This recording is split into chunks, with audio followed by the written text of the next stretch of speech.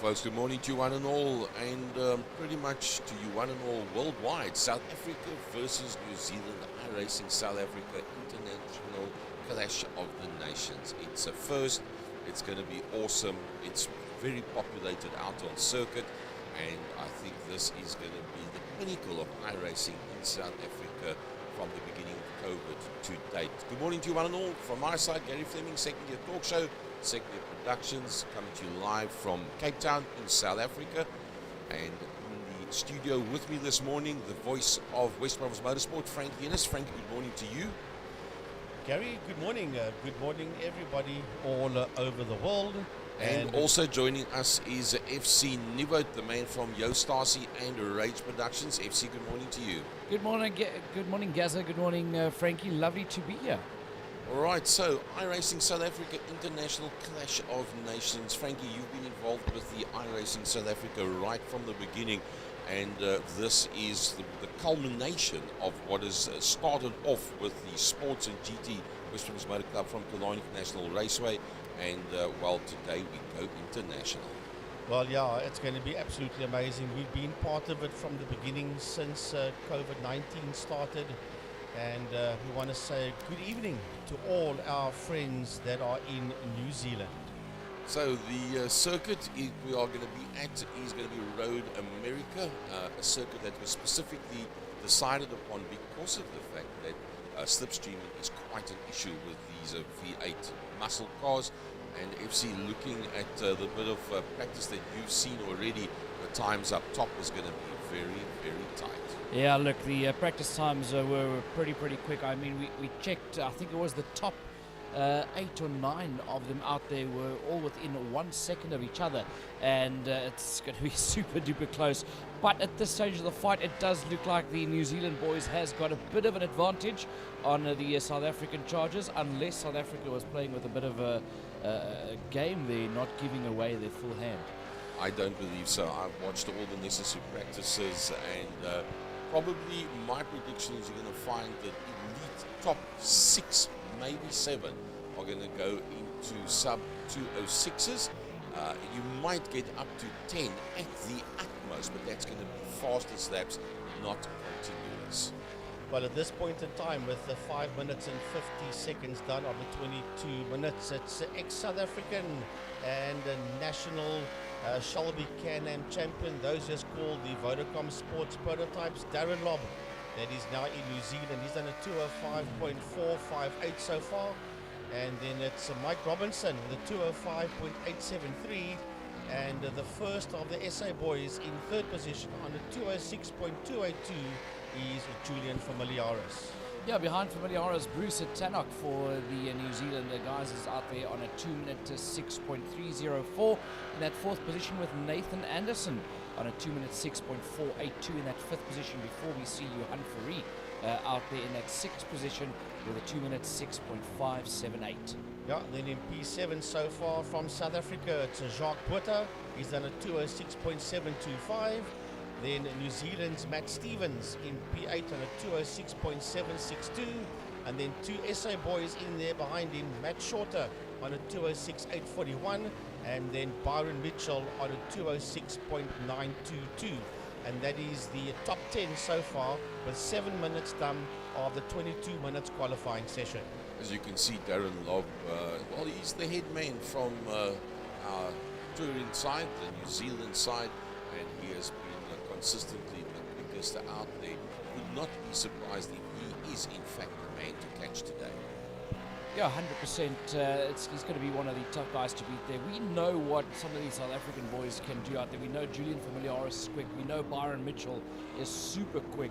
We haven't seen a time put up by Luke Lucchesi just yet, but we know that Luke is also right up there, able to fight with the rest of the team. So it'll be interesting to see by the end of these 22 minutes where the different drivers slot in. I mean, we commentate on some of these guys on a weekly basis. We know what they're capable of, and it's going to be interesting to see how we can match them up against some of the best that the world has to offer. There is in fact Luke Lucchesi that is in the pit lane. The top 26 have put up times already, and as their times come through, so they will come up on the leaderboard, and we'll be able to actually see them on the leaderboard leaderboard. There we go. There's the top 25. And as we said, your target time is a sub 2:06, Frankie. Right, we're with Yuan Fourie, and we now jump to Julian Familiaris. That's there in that third position with a 206.8, 206.282 there for Julian. He's just dropped down to that fourth position. We look at Mike Robinson. That's there in that second position. He's done a 205.873 from Team New Zealand. And the man up front still 205.458 is Darren Lobb as we watch Mike Robinson work his way around Road America. Well, this is going to be pretty interesting stuff to see how it plays out, because obviously these cars are very, very twitchy, super powerful V8 power plants, and you really have to be very, very smooth on the power supply. I think what the South African guys learned from Darren Lobb in the practices earlier on in the week was that when you come out of the tighter corners, a lower gear gives you a smoother power supply and less wheel spin coming out of the corner. Although last night we had a display from Luke Lucchesi that actually did a bit of drifting with these cars for us, and you will see they use the whole track and more. There are certain areas of the track where you'll see where the curbing comes to an end, and then you'll see the grasses being driven away. The guys go through there again and again and again, and like that little piece that you see there, because of the fact that that's where you score the extra time. But get a wheel slightly, and I mean slightly, onto the grass, and it turns the tail end around. Well, I'm looking at those cars there. The first 6 cars, 5 of them are Ford Mustangs, and then one Holden Commodore there in that 5th position of Bruce Tannock. So at this point in time, this is the man to beat. 205.458 provisional pole sitter is Darren Lobb, and behind him in second place with a 205.6, that is Mike Robinson, and then FC in that third position so far with a 206.250 is New Zealand's Mitchell Sparrow. Yeah, so far it's an all New Zealand top 3, with Julian Familiaris leading the charge there for the South Africans on a 2-minute 6.282 in that 4th position. Bruce Tannock in his Holden Commodore on a 2-minute 6.304 in 5th. Nathan Anderson for New Zealand out there in the Ford Mustang on a 2-minute 6.482 as Familiaris just bumps up one position and reclaims that 3rd position ahead of Mitchell Sparrow. Yeah, then in P7 we've got the second of the South African boys there. That is Yuan Fourie, and he's out there in the Holden Commodore, and he's done a 206.578 as Yuan Fourie. Then in provisional 8th position in the Holden Commodore, we've got Jacques Botha. Jacques Botha there with a 206.725 as we watch Yuan Fourie in that number 14 car work his way around. He is there in that 7th position with Jacques Botha in P8 on a 206.725. Then Matt Shorter in the top 10 in the Ford Mustang. Matt has done a 206.749, and then rounding off the top 10 in the Ford Mustang from New Zealand, Matt Stevens on a 206.762. Bruce Julian's just popped up there into 4th position overall as we carry on with Jason Kossi just outside of the top 10. Yeah, that was Bruce Tannock that actually knocked Julian Familiaris down from that 3rd position. So Jason Kossi in that 11th position. Byron Mitchell, one of the fastest South African guys out there, only in 12th position at this stage of the fight in the Holden Commodore with a 2-minute 6.922. Luke King right there on his tail in that provisional 13th position on a 2-minute 7.053. Then Taylor Mitchell in that 15th position. He's done a 207.209. And then right behind him is Eamon Young. Eamon Young is in that 17th position with a 207.221. Then the next SA boy there is in that 18th position, and he is in the Holden Commodore. That is Jason Kutsia. He's dropped down to 19th now on a 207.236. Well, we just saw the whole leaderboard shift down there. That was because Keegan Masters went sub 2 minute 6. That's a 2 minute 5.943. Good enough to put him in provisional third position. That knocked down Tannock and Familiaris and everybody below him. So brilliant qualifying lap there for Keegan Masters. But at this point in time, it's only Darren Lobb and Mike Robertson that's doing roundabout mid 205s. Or Keegan Masters has done a very high 205.9, so it's high 205s there for Masters. Otherwise, FC, most of the guys are doing low to mid 206s. Yeah, Familiaris and Tannock basically knocking on that 2 minute 5 door there with basically not that much keeping them from the 2 minute 5s. But down the field, we've got Peter Hubert in that 22nd position. He's ahead there of New Zealand's Nick Mitchell in 23rd, who's on a 2 minute 7.386. Jack Groenewald, Francois Hubert, Keegan Campos, and Cole Taylor rounds off your top 27 at this stage of the race. Yeah, and then in 28th position from SA, we've got Noah Hendricks. Robbie Teings out in 29th, and then outlap for the man in 30th position so far, and that is Shane McLeod. And I think he's one of the oldest drivers out there. We won't repeat what was what was said to us, but yeah, he's going to have a lot of fun out there. He's Shane McLeod. Yeah, some very colourful descriptions that came through with some of the New Zealander drivers. We'll go through some of that information a little bit later during the course of today. But let's have a look and see if anybody can catch those guys at the front. We had about 5 guys in these sub 2 minute 6s during practice. So far, only 3 guys able to break through.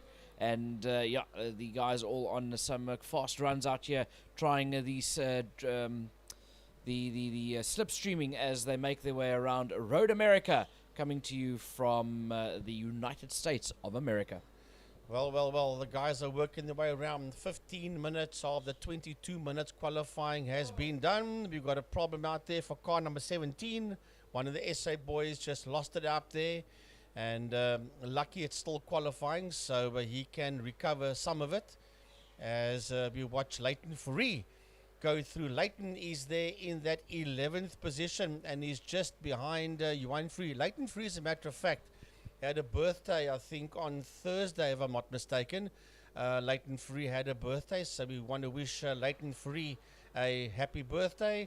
And he's in that group of SA drivers there with Johan Fourie, Jacques Botha and Matt Shorter there around Leighton Fourie. Yeah, that's a whole grouping of 4 drivers there from 10th position all the way down to 13th. And it's looking tough out there for the South African boys. Only 3 South Africans in that top 10, with the rest of them all New Zealand drivers. And at this stage of the fight, Ford seems to be the car to be in, as 8 out of your top 10 in the Ford Mustangs, with only 2 Holdens making it into that top 10. Yeah, and if you look from P16 all the way down to P25, except for Tony Lynch's Ford FC, they're all Holden Commodores. So 16 minutes done, so the boys in the Holden Commodores are going to have to get a move on, because they've been outdone so far by the drivers in the Ford Mustangs. Strangely enough, the Holden Commodores, basically the old Opel records, the Chevrolet records that we had. True. Also, basically the Pontiac G8 that currently runs in the United States, and in South Africa it's known as the Chevrolet Lumina. Yeah, well, in South Africa, we refer to it as Chev. In Australia and New Zealand, they refer to it as Holden. So we'll refer to it as well as Holdens, as Leighton Fourie makes his way into the pit area. 17 minutes done and dusted in this qualifying time. There's about just under 5 minutes left in this qualifying round. Can any of the South Africans improve their time, or has the New Zealanders shown them how it's done? Darren Lobb still out there in that pole position. He's on the outlap, so he's going to try and improve on that time to really lay the gauntlet down for the rest of the New Zealand boys and the South Africans out on track. Then Mike Robinson, he's currently in the pit lane. We'll have to see if he does another run. Keegan Masters, the top place South African at this stage, on the 2 minute 5.943, ahead there of Barry Mannon and Bruce Tannock. 18 minutes done, and still Darren Lobb is the quickest man out there with a 2:05.458. There's Keegan Masters busy working his way around. He's the lead SA boy. So FC, this is a classic All Black versus Springbok race. By the way, New Zealand, congratulations on winning the Super Rugby Championships. You guys wrapped it up this weekend. We finished in second position, just 1 point behind you guys, in one of the toughest competitions I think we've ever had. So yeah, congrats to them, and we'll continue the fight out on the circuit. The All Blacks versus the Springboks, if I can call it that. Yeah, it was a tough one yesterday. It's going to be another tough one today, and it's lovely to see the sportsmanship between the guys out there, and to see the camaraderie. I must say it's been quite interesting to see the build-up of that. But we got some news from the production side. Gary Fleming. Well, what can I say? There's so many million camera shots available. We're going to be doing a full production for you today. Executive Production Studios. So the format, qualifying as you see it out there now, 22 minutes, 19 minutes of that gone. Race number 1 will be 10 laps or 25 minutes, depending on the carnage. I never said that, depending on the carnage. Race number 2 will also be 10 laps or 25 minutes with a reverse grid. Yes, I think that's going to be kind of hectic on a reverse grid, with all the quicker guys coming through from the tail end of the field. And then the final, there'll be a 10-minute warm-up, and then we'll have 30 laps or 70 minutes, whichever comes first, for the final race of the day. Yeah, we're going to be doing 3 races, 2 short races, and then a feature race as we watch the guys busy working their way around. So Darren Lobb is still the quickest man out there, with Mike Robinson in second position, Mitchell Sparrow there in third. 20 minutes is done, so we are heading towards the end of this qualifying stint. Yeah, there was quite a few changes at the top end of the qualifying field there. Mitchell Sparrow improved on his time. We just lost the time there. Mitchell Sparrow moving up into that third position. Julian Familiaris also one up Keegan Masters. There we go, back on the times there. So now we've got 6 of the drivers in the 2 minute 5 region, of which from third place all the way down to 6, all of them in that 2 minute 5.9 range, with about 200ths of a second in between each of them.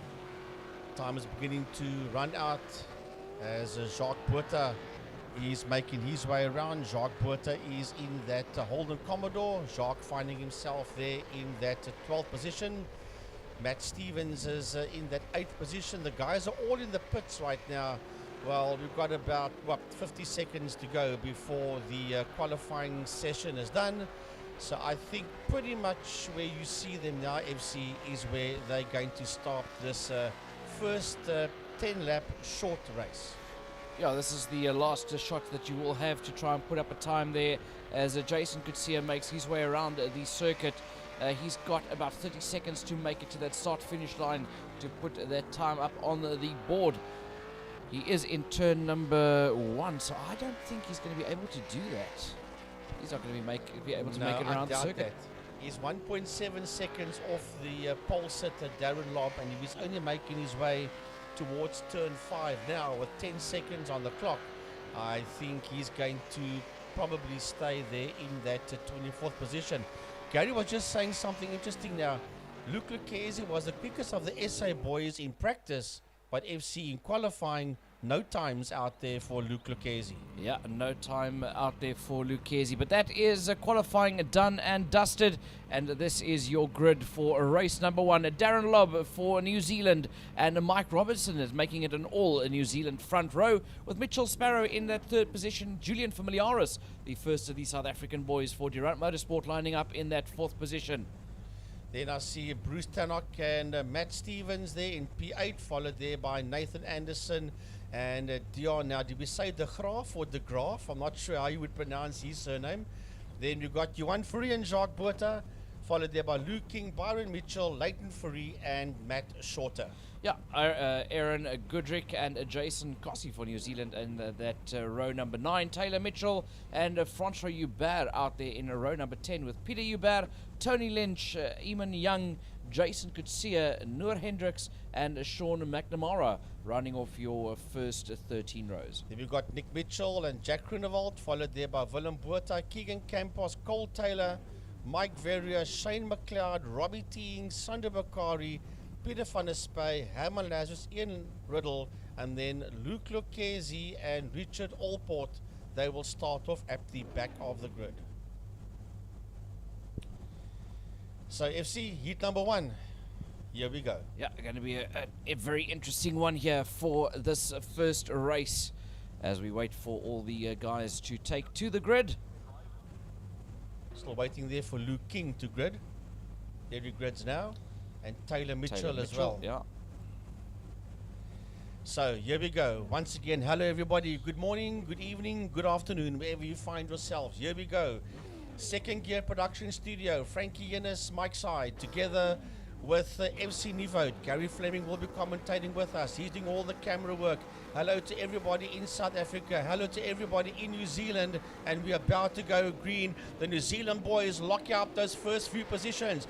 Darren Lobb and Mike Robinson and Mitchell Sparrow get a lovely start off the line. They're beginning to pull away there from Masters, Tannock and Familiaris already. That's the 3 New Zealand boys. The first SA boys in P4. That is Keegan Masters. Look at this field of 40 Ford Mustangs and Holden Commodores all together.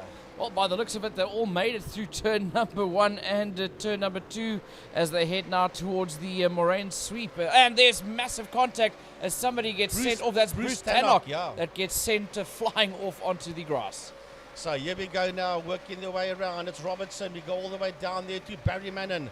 That sits out there in that 7th position. Jacques Botha, he's dropping down. He is in 11th place. Jason Cossey is the man that we see there. He's in P15 in that Ford Mustang. As they make their way around Road America. At the end of lap number 1, we'll put up the intervals for you. Then we'll see exactly how close they all are to each other. We ride aboard here with Mike Robinson in that 2nd position. Look at the Ford Mustangs. They've locked out the first 9 positions. Yeah, it's an all Ford show out there, and it's an all New Zealand show out there as well for those top 3 positions. Lobb, Robinson, Sparrow. Then we've got Keegan Masters first for the South Africans as we ride on board there with Leighton Fourie, who is down in 13th position in a grouping of South African drivers there as being led by Johan Fourie. But Leighton's got Luke King on his case. But they're all, just look at how close those times are. We're going to see a lot of action out here at Road America today. The first 21 drivers is all over each other from P1, which is Darren Lobb all the way down to Francois Hubert. That's there in that 21st position. Darren Lobb, 3/10 of a second ahead there of Mike Robinson. That's in that 2nd position. Mike going a touch wide there. The brake lights of us Mustangs come on there. Mitchell Sparrow, 8/10 of a second behind him in 3rd position. And then a 10th of a second behind Mitchell Sparrow is the first of the SA boys, namely Keegan Masters. Something's gone horribly wrong for Luke King. He was in that top 10, 13 positions, and he's dropped all the way down the field. But it is just look at this high V8 supercar train as they come down the long main straight into turn number 1. Brilliant shot there. Leighton Fourie sitting in that 12th position ahead there of Jason Cossey. He's about 1.3 seconds ahead there of Cossey and trying to catch up to Byron Mitchell. Then at the front there, Mitchell Sparrow trying to catch up there to Keegan Masters. They're all in that high-speed train at the front as Masters is 1.1 behind Robinson, but only 4/10 of a second ahead of Mitchell Sparrow. In your life, have you seen a high-speed express train? This is Aussie V8 supercars at its best here with New Zealand and South Africa. We look at Johan Fourie that sits there in that 10th position. He's 3/10 of a second behind Dion de Graaf. That is there in that 9th place. And he's trying to get through. There is nothing between Fourie and de Graaf. And ahead of them is Matt Stevens and Barry Mannon. But Johan Fourie trying all he can because he's got 2 SA boys behind him there in Byron Mitchell and Leighton Fourie. Yeah, Leighton Fourie right there behind them. They've got Taylor Mitchell for New Zealand in that 13th position. Jason Kossie in 14th, followed there by Aaron Goodrick in 15th. Tony Lynch finds himself there in 16th position with Matt Shorter, the next South African, out there in that 17th position. Nathan Anderson sitting there in that 5th position. He's a 10th of a second behind Mitchell Sparrow, and he's got Julian Familiaris in there. Jules is 2/10 of a second there behind Nathan as they work their way through. As we go all the way down to Byron Mitchell and Johan Fourie, there's a lovely fight there between Mitchell and Fourie, and Leighton Fourie is in there behind Byron Mitchell as well. These are 3 of the SA boys fighting it out there for P10. Just look how cherry red those brakes glow as they go into a corner. Somebody's having some serious connectivity issues out there in the 40th position, the very last position on the grid. You see that car flashing in and out of view on the track map to the right of the screen. But a brilliant race out there. Mike Robinson putting up the fastest lap time so far, a 2-minute 5.9 as they all battle it out there. Lucchesi has worked his way up into that 22nd position from almost stone last on the grid. Yeah, he started off in 39th position, did Luke Lucchesi, and he's 1.4 seconds behind Keegan Campos. He's Luke Lucchesi, but it's all about Nathan Anderson's gone up. Anderson is chopping and changing positions there with Julian Familiaris, and Mitchell Sparrow is in that one as well. These guys are chopping and changing all the time, and that is for P4, 5 and 6. Well, seeing how the cars flicker there, that must be some connectivity issues there for some of the Aussie Yes. New Zealand drivers out there. But at this stage of the fight, Keegan Masters, the highest placed South African, he's up in that 3rd position. He makes a slight mistake. It's a wiggle all over the show. But we jump to the leader. Darren Lobb from New Zealand leads this one. He's got a 7/10 lead ahead there of Mike Robinson in 2nd, who is in turn 2 seconds ahead of Keegan Masters for South Africa. Yeah, they're busy working their way through the carousel. Then they'll go into the kink, then to Kettle Bottoms and into Canada Corner, drop down to turn 13 and then all the way to turn 14, which will be the final corner before we go uphill on that main straight. Anderson losing the circuit slightly there, and Familiaris is right on his case, and so is Barry Mannon. There's contact. That's Familiaris, and he's dropping all the way down the leaderboard. Yeah, there was contact there with one of the New Zealand drivers, and Familiaris will not be too happy with that one as everybody starts barreling past him. He's just losing positions. Yeah, he's trying to get back on again, and oh man, that's so bad. Like, look at Anderson, he's squirming that thing all over the place there. He's Nathan Anderson, and he's got Matt Stevens right in there behind him, now ahead of him. As with that squirming around, Anderson has lost that 6th position there to Matt Stevens. Yeah, Anderson having lost that one to Matt Stevens as the New Zealand boys start getting their elbows out and fighting amongst each other for those top.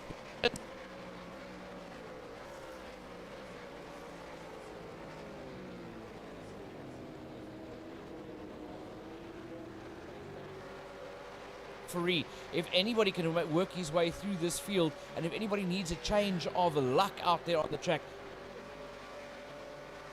We're on lap number 4 of a 10 as we have a look at Leighton Fourie. That sits there 6/10 of a second behind Johan Fourie and 1.5 seconds ahead there of Byron Mitchell, and Leighton running wide, and he loses that position there. No, it was Johan. Yes, it was Johan that ran wide there.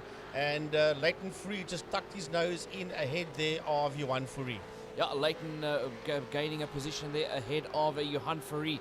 But ahead of them, there's a big battle out there between the New Zealand guys. Well, Matt Stevens and Nathan Anderson battling it out there between the lot of them. Dion de Graaf in there as well, as they all sit there behind Barry Mannon. Then down the field, Matt Shorter must have picked up some problems as he's dropping down. Jacques Botha leads that big South African train out there in 17th position ahead of Francois Hubert, Matt Shorter, Keegan Campos, Lucchesi and Jason Kutsia. Well, I'm looking at this group of New Zealand drivers. They are all fighting at this point in time for Barry Mannon's 5th position. Matt Stevens, Nathan Anderson and Dion de Graaf. They're all in there and they're fighting for that 5th position. that belongs there to Barry Mannon, who's 3.2 seconds behind Mitchell Sparrow. Well, they can fight amongst themselves for that position, but look who's there to pick up the pieces if something goes wrong. It is Leighton Fourie, Johan Fourie and Byron Mitchell. That whole grouping so tight and close together that anything can still happen in that mid-pack. Well, the New Zealanders are dominating this one, and poor Keegan Masters is saying, come on boys, I need you to help me. I've been mugged here by these bunch of All Blacks as they work their way around Road America.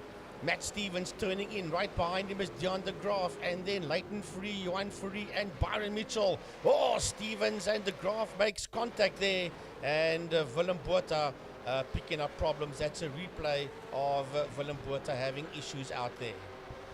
Back on board with this massive fight here for 5th, 6th, 7th, 8th, 9th, 10th, 11th. That is Matt Stevens that leads them. Then he's just ahead, just behind Nathan Anderson, de Graaf and Leighton Fourie battling it out there as the Fouries and Mitchell start getting involved in that fight as well. We're going to see some high-speed action out here in the V8 supercars as Barry Mannon, Nathan Anderson, Matt Stevens and Deon de Graaf are going to start having their hands full with the South African boys of Leighton Fourie and Johan Fourie. What a rumble in the jungle out there, and Barry Mannon's going to come under attack from his own teammate, that's Nathan Anderson, and Leighton Fourie is looking there at Deon de Graaf, and he's got ahead of him. And so is Johan Fourie. They've both got their noses FC ahead there of Deon de Graaf. Yeah, that was a very big thank you for opening the door and allowing us through. We'll take that one, thank you. Leighton Fourie, Johan Fourie moving up the order there. Now Byron Mitchell is left on his own there to try and fight through the field as Taylor Mitchell has worked his way past Byron Mitchell. So a battle of the Mitchells for that 11th and 12th position. What an absolute fight there. And Lucas also joining them, as you were saying there. Byron Mitchell, Jason Coetzee and Aaron Goodrick has also joined that fight. So they are all in there. Jason Kossie, yes, sorry. And then Goodrick is in there as well. And they're all over the back end there of the man in P6. And that is Nathan Anderson. Yeah, Nathan Anderson will be absorbing a mountain of pressure at this stage of the fight with that high-speed train lining up behind him. It is Stevens, Fourie, de Graaf, Mitchell and Mitchell, and then Kossie and Goodrick joining that fight as well. And I predict that those little tussles and those putting out the elbows out are long from being over. Right, so it's Darren Lobb that sits out there in P1. He's nearly a second ahead there of Mike Robinson. That's in that second position. He's 2.5 seconds ahead there of South Africa's Keegan Campos. That is there in that third place, but he's been hassled heavily there. Keegan Masters, He's been hassled heavily there by Mitchell Sparrow. That is in that fourth position. And Sparrow was 3.7 seconds ahead there of Barry Mannon, who was 2.3 seconds FC ahead of Matt Stevens, who's now lost the position there to Anderson and to Leighton Fourie. Yeah, running very, very wide there as Leighton Fourie works up his way up the inside there as well. Now he's got the hard-charging Johan Fourie on his case. Johan Fourie's not going to want to sit there for too much longer. He believes he can make his way past Matt Stevens as well and get at least another South African up into at least the top 8 position. Well, that's Johan Fourie we're having a look at there, and Johan sitting in that 9th place. He's having a look at the back of that Ford Mustang of Matt Stevens, and Johan is 0.5 of a second behind Stevens. Stevens P8, Johan Fourie there in P9 as he hunts down Matt Stevens. Well, we do have 3 SA boys in the top 10, Keegan Masters, Leighton Fourie and Johan Fourie, and the rest of them are all New Zealanders. But anything can happen, FC. It is incredibly tight out there. Leighton Fourie making a passing maneuver there. He's battling it out there with Nathan Anderson as they're all battling out. It's Anderson who's now got to absorb all of this pressure as Leighton Fourie's on the move. Have a look here. Is he going to put his nose up on the inside? He's got Matt Stevens behind him as well. Johan Fourie applying pressure from behind as well. That is going to be a very, very big fight out there for that 6th, 7th and 8th. But if Leighton Fourie looks in his rearview mirror and his wing mirror, he'll see Matt Stevens and maybe even Johan Fourie. Here comes Leighton. And Leighton Fourie making a move, and he gets his nose ahead there of Nathan Anderson. Yeah, oh, there's a bit of rubbing is racing out there between the two of them, but Leighton Freeze worked his way up into that position, but Anderson not giving up. He's going to try and get back at him.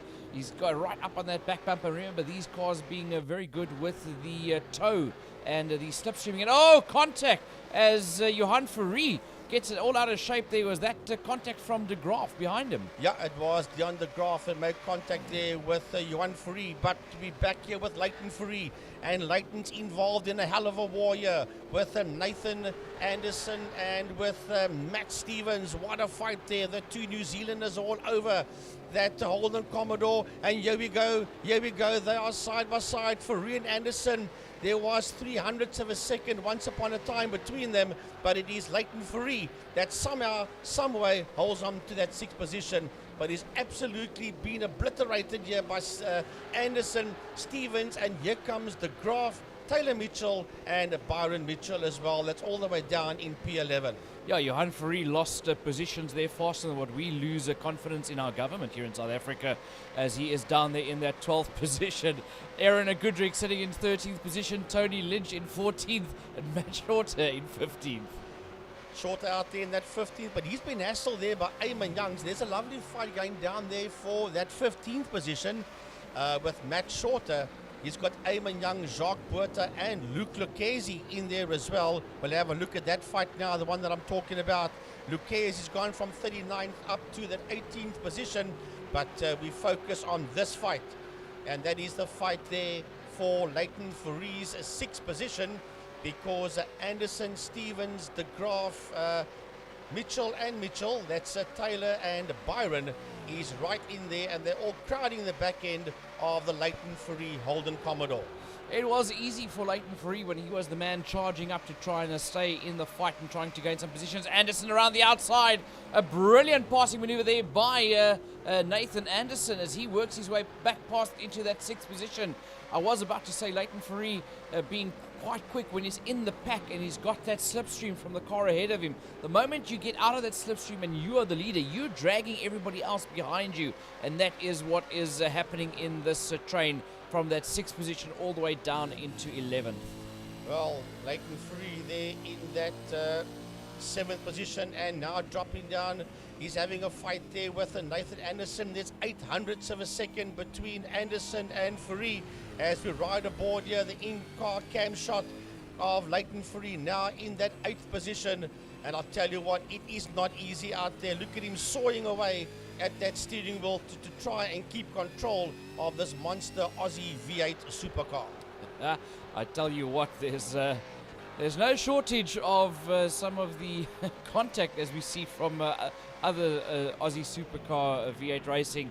But from the top of it all, Darren Lobb is the man that's doing everything right. He's in the lead. He's got 7/10 ahead there of Mike Robinson in that 2nd position. And they are all 3.2 seconds ahead there of the first South African, and that's Keegan Masters. Yeah, well done to Keeg sitting there in that 3rd position, but he's only 0.8 of a second ahead of Mitchell Sparrow. That is there in that 4th position. There you see Masters. There you see the 71 of Sparrow. Then it is Barry Mannon in P5, 3.6 seconds behind Sparrow. Then Nathan Anderson in a P6. He's 6.7 seconds behind Mannon. But look what is tucked in there behind him. Matt Stevens, Leighton Fourie, Dion De Graaf, Byron Mitchell, Taylor Mitchell, Johan Fourie coming back into play again, as well as Aaron Goodrick. Now, Aaron Goodrick, the next man out there to be part of that battle in the 13th position for New Zealand. We've got a battle here. Is that Johan Fourie? Fourie's going to try and make a move up on the inside there of Taylor Mitchell. They're side by side coming down the long main straight as they work their way around Road America. Fourie's got that inside line into turn number 1. Brilliant mover, just says, puts the elbows out and says, thank you, I'll have this one. That's what you call a block pass. Johan Fourie, a man who's been known to do that in real racing, in sim racing. He knows all the tricks in the book. You've got to be really quick out there to pull one over on Johan Fourie. Yeah, but Taylor Mitchell's only 1/10 of a second. Make that 800ths of a second behind him. He's going to pull out. Is he going to pull out there? He's got the slipstream there on Johan Fourie, and he rubbed him. He rubbed the back end there and unsettled Johan Fourie, and that has sent Johan Fourie very, very wide into that left-hander. Yeah, Faree's not going to be happy with that one. That's actually been happening with him quite a few times these last couple of weeks, where some a little bit unnecessary contact there has worked him out of a position. But yeah, the guy's not backing out of it. This is for national pride for New Zealand and South Africa. And somebody else runs wide there. That is Matt Stevens. And Byron Mitchell works his way past up into 8th position. Well, they do say rubbing is racing, and this is exactly what it's all about. So Dion de Graaf there in that 11th position, him, Aaron Goodrick, and de Graaf is dropping down. De Graaf has slowed right down, and de Graaf has gone down into that 13th position. But once again, FC, it's a train of cars behind the man in P9, namely Taylor Mitchell. But it is your race leader who's working his way towards the start-finish line to start the last lap, the lap number 10. It is Darren Lobb leading this race. White flag is out. This is the final lap for Lobb. Robinson, he's started his last lap as well. Keegan Masters, Mitchell Sparrow.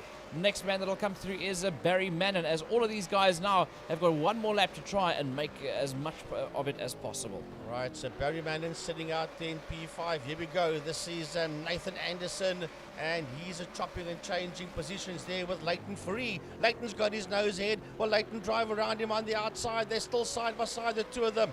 It's Anderson on the left-hand side of your screen. It's Leighton Free on the right-hand side of your screen, and diving around him on the outside is Leighton Free, moving up there into P6 with Anderson in P7. Yeah, brilliant passing maneuver there by Leighton Free into turn number 3. Riding aboard with Byron Mitchell in car number 17. He's out there in 8th position with Taylor Mitchell in 9th position. Johan Freeze worked his way back into that 10th place, followed by Dion de Graaf, Aaron Goodrick, Tony Lynch, and then another grouping of South Africans, Matt Shorter and Jacques Butter in 15th. Yeah, and right behind them is Eamon Young, Luke Lucchesi, and Jason Kutsia. That's a lovely fight there, and that is the one that we are looking at there, as we see Tony Lynch there in that 12th position, and they're all over the back end there of Johan Fourie. Yeah, Johan Fourie in a little bit of trouble there, as he's got that high-speed train behind him now in the form of de Graaf. As de Graaf makes his way past Fourie, Fourie losing that position, and he's going to have to settle for that 11th place now as we head towards the closing stages of race number 1. Half a lap, less than half a lap to go for your race leader, Darren Lobb. Yeah, Darren Lobb has just gone through Canada corner, turn 13. He's going into turn 14 now, which is the final corner. That's a tight right-hander, and he'll climb the hill, towards a race victory for New Zealand's Darren Lobb, coming home in P1, 7/10 of a second ahead there of second place man Mike Robinson. Yeah, Robinson brings it home in that second position. Next man through, the first of the South Africans, Keegan Masters, brings it home in third, just 7/10 of a second ahead there of New Zealand's Mitchell Sparrow. Barry Mannon brings it home in 5th, and Leighton Fourie will be 9 seconds down the road, bringing it home in that 6th position. 7th will be Nathan Anderson, and right on his heels will be Byron Mitchell. There's Taylor Mitchell. Dion de Graaf crosses the line, and right on his case is Johan Fourie, Tony Lynch, Matt Shorter, Jacques Butter, and Aaron Goodrick. And then Eamon Young rounds off the top 16. And FC Lucchesi all the way from 39th to 17th. Yeah, we never even got to see Luke Lucchesi do anything out there. He worked his way basically from the back of the pack right up into that 17th position. Jason Kutsia in 18th, followed by Francois Hubert, Bruce Tannock, Jason Nkosi with Sean McNamara, with Noah Hendricks in 23rd, Matt Stevens in 24th, Keegan Campos down there in that 25th position, Cole Taylor 26th, and Sandro Bakari out there in 27th position. Well, what an opening race we've had here. South Africa versus New Zealand in Aussie V8 Supercars at Road America. And we're not done yet, gentlemen. We still got another short race to go. That was only race number 1.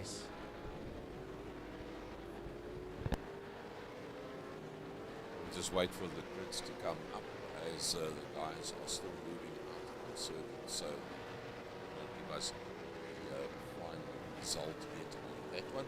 So that was heat number 1, 10 laps or 25 minutes, whichever comes first. Well,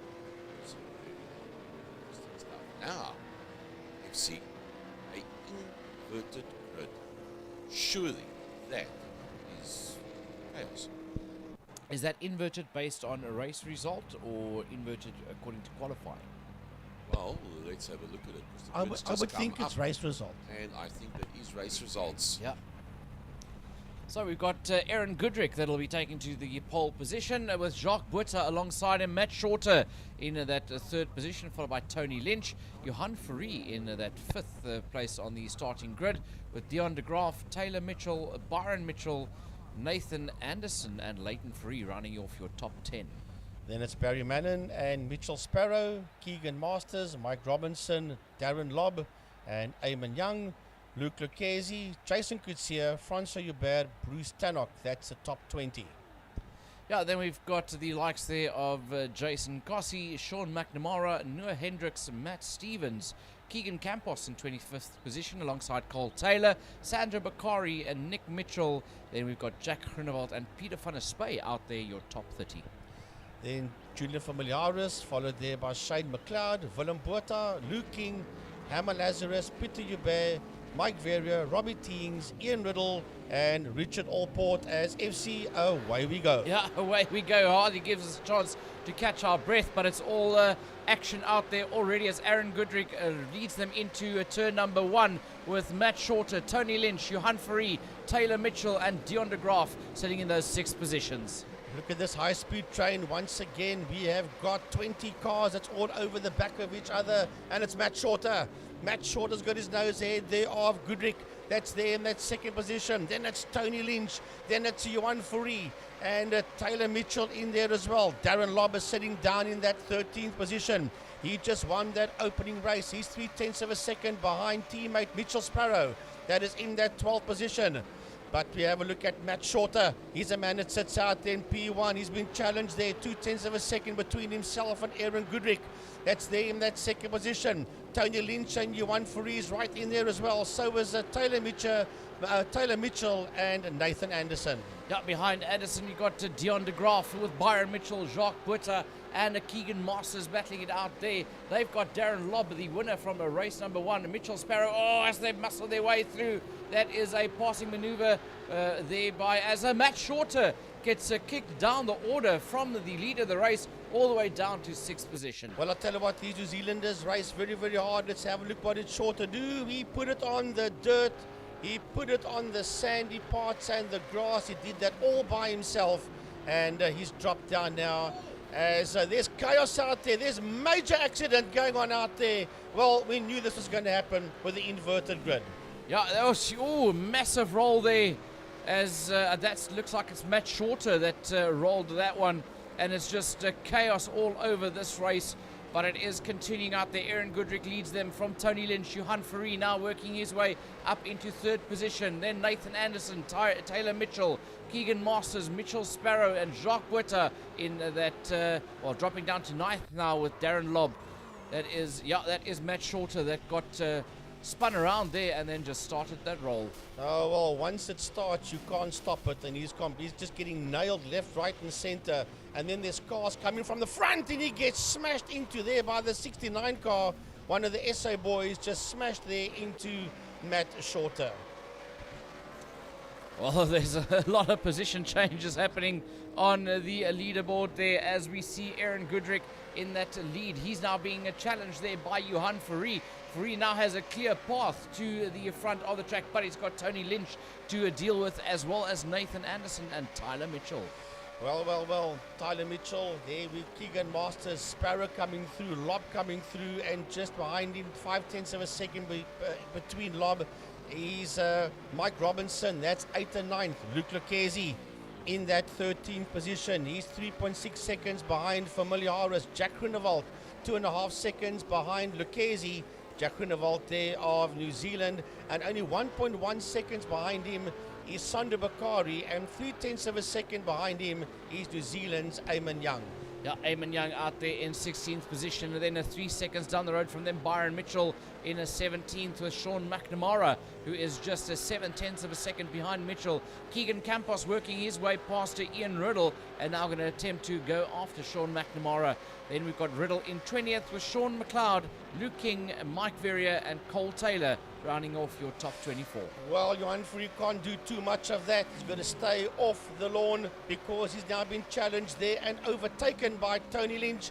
But he's fighting right back again. He's got the inside line there on Tony Lynch, working him to the outside, and back into P2 goes Johan Free, and he is 2/10 of a second ahead there of Lynch. And with this fight happening, Goodrick is disappearing down the road. He's nearly 1.9 seconds ahead there of Fourie and Lynch. Yeah, Aaron Goodrick finding himself in a very, very favourable position up at the lead there. Johan Fourie's got to work hard to try and catch up to him, but he's also got to defend from Tony Lynch in that 3rd place. Then we were riding on board here with Julian Familiaris in that 12th position. He's got Jason Kutsia just ahead of him and Luke Lucchesi just behind him. That is a South African battle out there as Familiaris makes it past Jason Kutsia to go up into 11th. Yeah, into P11 goes Familiaris. Ahead of them is Tony Lynch. And they're all over the back end there of Tony Lynch. There's Familiaris. He's right in there. As a matter of fact, so Lynch is dropping down. Lynch has gone down to P13. So Lynch has been overtaken there, and he finds himself now in that 13th position.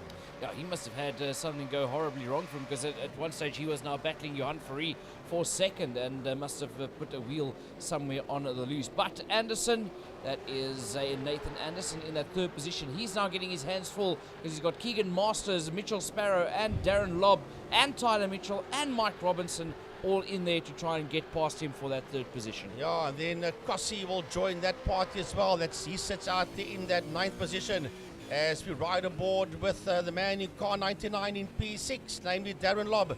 He's 4/10 of a second behind Mitchell Sparrow, who is 4/10 of a second behind Keegan Masters, who is right in there behind Nathan Anderson. But we ride aboard on this Ford Mustang of New Zealand's Darren Lobb as he stares at the back end of the Ford Mustang of Mitchell Sparrow. Mitchell Sparrow just ahead there of Darren Lobb. Lobb's not out of trouble because he's got Taylor Mitchell right there behind him, and that's all a big grouping there. Keegan Masters gets overtaken by Mitchell Sparrow. Sparrow works himself into that 4th position. Masters fights back and says, "No way, sir, I'll take it back." He's going to lose more than just one position because he was on the dirt there. Darren Lobb has got his nose ahead of Sparrow as well. So Darren Lobb has gone up now into a P5, Sparrow P6, Taylor Mitchell P7, Mike Robinson P8, Jason Kossi in that 9th position, and then behind him it's 3 SA boys in Familiaris, Kutsia, and Luke Lucchesi. Yeah, Lucchesi out there in that 12th position, but it's still all-out war between Masters and Darren Lobb. Lobb now going to try and go for the inside line there on Keegan Masters. Masters closes it off because he's on the attack there on Nathan Anderson. This is going to be a high-speed train here between these guys as well. Masters weaving slightly to block off any approach from Lobb as he just closes the door as they go into turn number 3. Yeah, Master sitting out there in P4, and he's been stared at there by Darren Lobb. That's in P5. That is that front left-hand side suspension of Darren Lobb's Ford Mustang, and he's getting closer. He's getting a hell of a lot closer now here to Keegan Masters. And they're all fighting for Anderson's 3rd position. Masters, Lobb, Sparrow, Mitchell, Robinson and Kossi, and they're all crowding each other to try and take that 3rd position away there from Nathan Anderson. Yeah, Nathan Anderson in a spot of bother out there as he's got some very, very fast guys behind him, all wanting a piece of the real estate where he is around the circuit at this stage of the fight. So Anderson's going to have to work really hard because Masters is getting closer and closer. Just look at how close it is between them. Anderson taking a very wide line through that corner. That is the carousel, turn 9, going into turn number 10 as they head towards turn number 11, also known as the Kink. Yeah, through the Kink. Then they'll go through Kettle Bottoms and into Canada Corner. Oh, and somebody's on the dirt. Was that Darren Lobb that was on That's the Anderson. dirt there? I just looked at my notes and I just looked up and I saw a car that was on the dirt there. Yep, FC says that is Anderson. and he is now in that 8th position, and ahead of him is Mike Robinson, and behind him is Jason Kossie. Yeah, that means Keegan Masters move up into that 3rd position, but he's got Darren Lobb attacking every corner of that Ford Mustang of his. As Lobb dives left, he dives right, he almost tries to dive in underneath. Is Darren Lobb. He wants to get past Masters. He had a win in race number 1. He wants to get as much points as what he can for race number 2. He goes and sits on the outside line, going down the main straight towards turn number 1. They're side by side. Masters and Lobb is side by side, and Masters just making it to turn number 1 just in time. Look at all of these New Zealand cars, and they're all tucked in there behind Keegan Masters. He's got them racked and stacked in there. That is Team New Zealand all over the back of him there. It is Lobb is the first one to lead that New Zealand team, followed there by Mitchell Sparrow, Taylor Mitchell, Mike Robinson, Nathan Anderson, and Jason Kossie. Darren Lobb sitting up there in that 4th. Look at this, here they come, and Keegan Masters has got about 6 New Zealand boys right in there behind him. And Lobb makes the passing maneuver. Lobb got past and he's up into 3rd position. Keegan Masters had to succeed there, but he's not giving up just yet. They're side by side. There's virtually 2/100ths of a second between them, but Darren Lobb now starting to pull clear there from Keegan Masters. I just saw Johan Fourie disappear into that left-hander, and Darren Lobb is now in that 3rd place. He's got Masters in there behind him. Look at this high-speed express train going into the carousel. It is Darren Lobb, Keegan Masters. There Fourie goes through, and you'll see that train come into view now. Here it comes. It's a 7-way high-speed express train that is making its way through the King Kettle Bottoms towards Canada Corner, and Darren Lobb in that 3rd position has got them all racked and stacked in there behind him. All New Zealand and one SA boy between the lot of them. Yeah, then behind Lobb we've got Keegan Masters, Mitchell Sparrow, Taylor Mitchell, Nathan Anderson, Jason Kossie in 8th, Mike Robinson in 9th. Julian Familiaris, the next South African out on the list, he's in 10th position, ahead of Jason Kutsia and New Zealand's Tony Lynch. Luke Lucchesi's worked his way up into 13th position, as he is having a bit of a hard day out there today in this race. Didn't manage to put up a time, but now he works his way up into 12th, is Luke Lucchesi. Darren Lobb sitting out there in that 3rd place. Here they come. You just saw Goodrich and Fourie go into turn number 1, and here comes this train of cars heading its way, or making its way through turn number 1, through turn 2, and then into turn number 3. And Darren Lobb leads them from Keegan Masters, from Mitchell Sparrow, from Taylor Mitchell, from Nathan Anderson, Jason Kossie, and Mike Robinson. And then there is a massive gap before we see Familiaris, Kutsia, and Lucchesi. But it is all about that fight for that 3rd position. Yeah, the fight for 3rd long not over yet, as Darren Lobb has got to fend off the likes of Masters, Sparrow, Mitchell, and Anderson as they start to pull away there from Mike Robinson. Another quite close battle there is for that 17th position between Shane McLeod and Keegan Campos.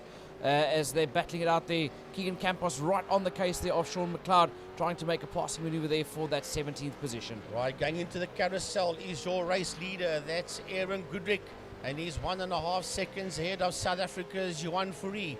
That is there in that 2nd position. He's 4.3 seconds ahead of the man in P3 in the Ford Mustang, namely Darren Lobb from New Zealand. Then right behind him, here we go, Keegan Masters for Team SA. And then right behind him in P5 is Mitchell Sparrow for Team New Zealand. 1.5 seconds behind him in P6 is Team New Zealand's Taylor Mitchell. And 200ths of a second behind him is Nathan Anderson, because he's side by side with Mitchell, and Anderson sneaks ahead there of Taylor Mitchell. Yeah, Nathan Anderson decides, thank you, I'll have this one. And he's not out of trouble yet, because Mike Robinson is right in there as well in 8th.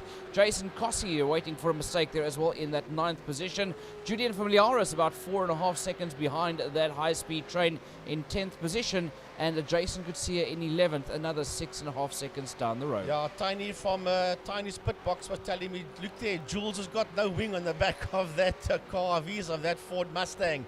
Then 6.7 seconds behind Familiaris in the Holden Commodore is Jason Kutsia 5.1 seconds behind him is Tony Lynch, and he's been crowded there by Luke Lucchesi.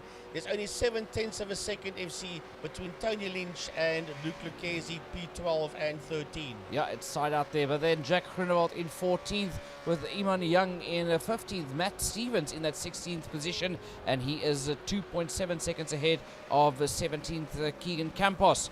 Keegan Campos just ahead there of Luke King, just how close they are to each other. And then Jacques Botha right in there with them as well in 19th position. That's a lovely fight there for that Keegan Campos 17th position. Then in P20 and losing the circuit there is New Zealand's Cole Taylor. And he's going to be overtaken there by Mike Verrier. He's going to be overtaken by more. No, he stays ahead there of Mike Verrier. That's Cole Taylor. And right in there behind Verrier in 23rd is Noah Hendricks, a 10th of a second behind Mike Verrier. And then 2.2 seconds down the road from them, Leighton Fourie in 24th position, with Ian Riddle in that 25th slot and Barry Mannon in 26th. Right, let's get back to what's happening at the business end of the field. 7 laps are done in this one. It's Goodrick, Fourie, Lobb, and that man you see there, Keegan Masters. He's 6/10 of a second behind Darren Lobb. That's in that 3rd position. And Keegan's been hassled there by Sparrow. There's a second between the two of them. Oh, look at Mitchell Sparrow losing the circuit on the lawn and sawing away at that steering wheel to keep that car in a straight line.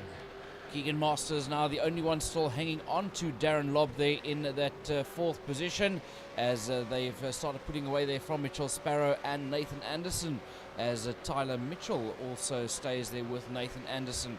The field's starting to spread them out now. Jacques Botha getting closer and closer there to Keegan Campos as they're battling it out there for 18th and 19th position. And Botha makes the passing maneuver. Keegan comes back at him. Jacques says, no, I won't let you, and retakes that 18th position ahead of Keegan Campos. But Mike Robinson, that's in that 9th position, he has got the Familiaris behind him. There's only 8/10 of a second between Robinson and Familiaris, and there the two of them come. Cossey's just ahead of them. There comes Robertson, and here comes Familiaris. 9/10 of a second between the two of them, and that is that fight for that 9th position. Julian Familiaris of Durant Motorsport Team SA. Yeah, the time starting to run out here. We're on lap number 8 of 10 in this race. We had some high-speed action out there, some big crashes as this race heads towards the end of it.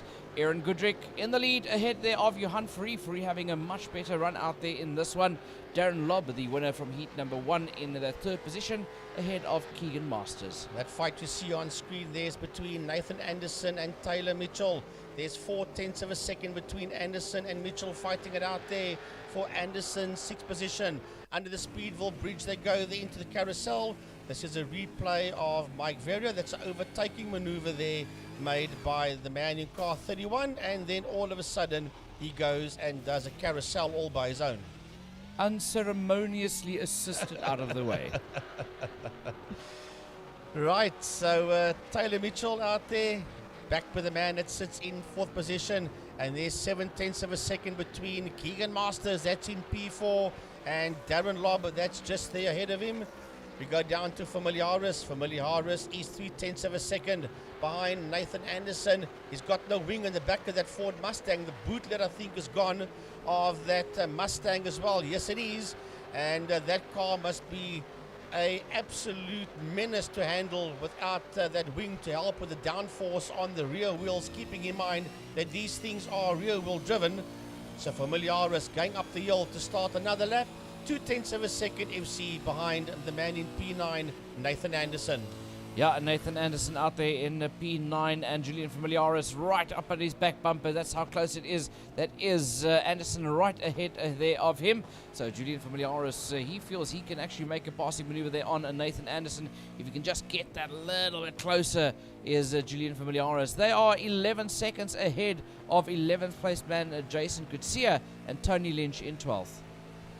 Right, so let's go up to what's happening on the leaderboard from the top. We are on lap 9 of 10. So there's a lap and a bit to do for that man from New Zealand in car 301. The Holden Commodore of race leader Aaron Goodrick. It sits there in P1. He's 2.3 seconds ahead of South Africa. Johan Fourie, that's there in that second place in the Commodore. Then Darren Lobb in that Ford Mustang is in third place, being hassled heavily there by Keegan Masters, 0.2 of a second between the two of them. And then FC rounding off the top 5, 2.5 seconds behind Masters is New Zealand's Mitchell Sparrow. Yeah, Mitchell Sparrow in that 5th place, but Taylor Mitchell is right there behind him, 3.7 seconds down the road, and he's just 1.5 seconds ahead of Jason Kossie.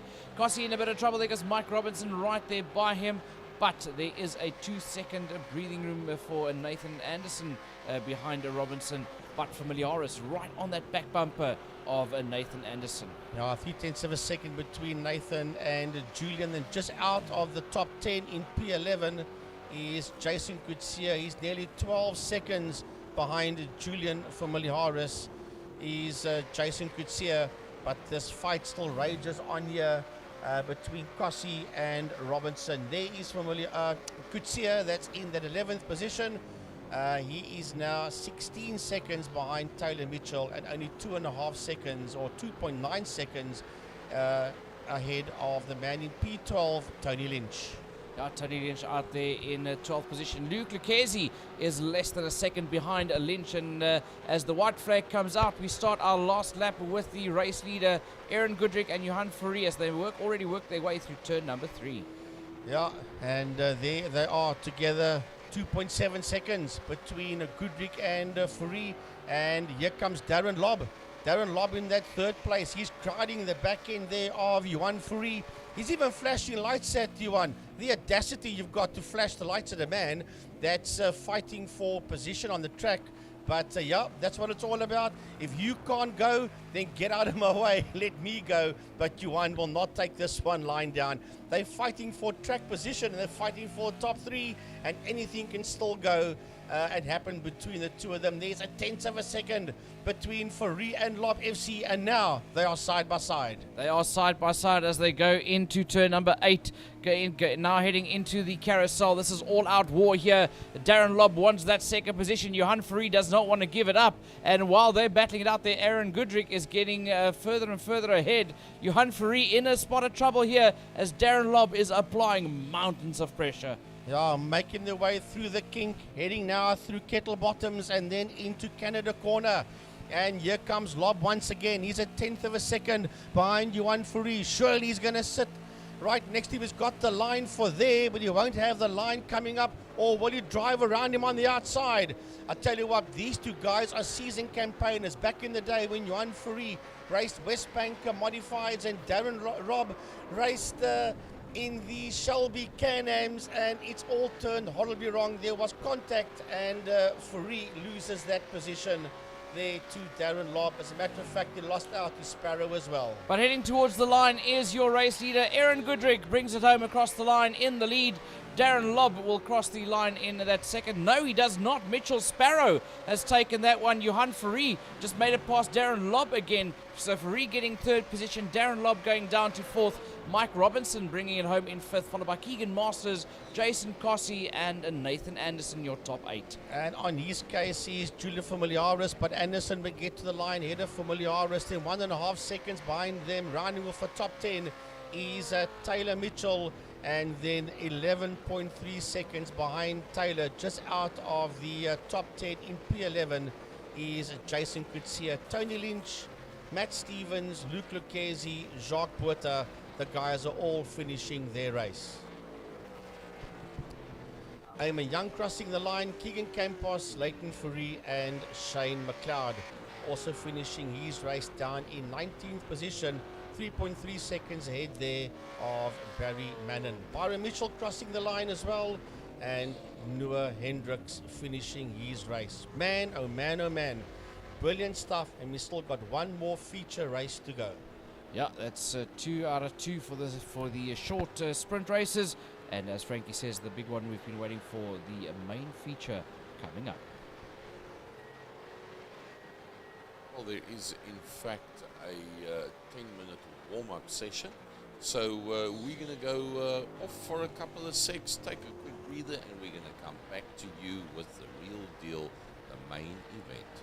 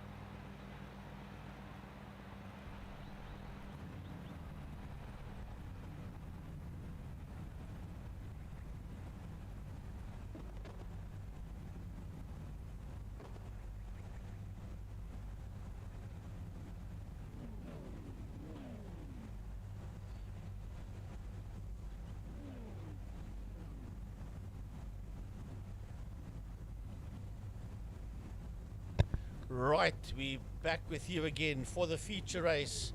And in pole position, it's Aaron Goodrick from Mitchell Sparrow, Johan Fourie and Darren Lobb, Mike Robinson and Keegan Masters. That is your first 6 rows, FC. Jason Kossie will line up in the 7th alongside Nathan Anderson, then Julian Familiaris and Taylor Mitchell rounds off your top 5 rows. Right, that is Taylor Mitchell, Coetzee, Lynch, Matt Stevens, Luke Lucchesi, Jacques Buerta, Eamon Young, and row 9 is Keegan Campos, and I didn't quite pick up who was there with him before that went off.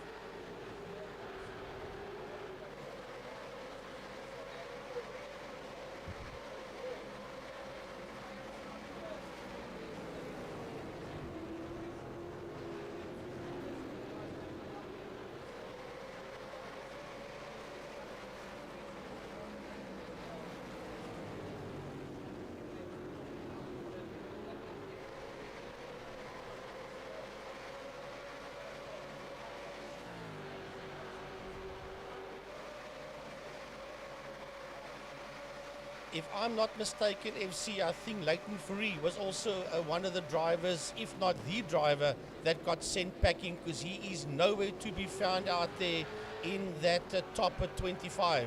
But right now, it's Goodrick from Mitchell Sparrow, then Johan Fourie.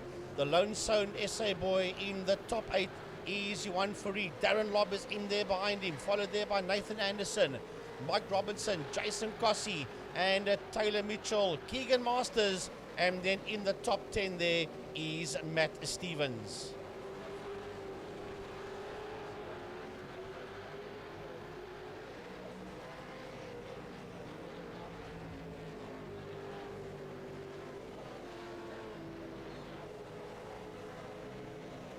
That is the top 20. Then you've got Matt Shorter, Cole Taylor, Nick Mitchell, and then Leighton Fourie, that's making a comeback again. He's all the way down there in that 23rd position.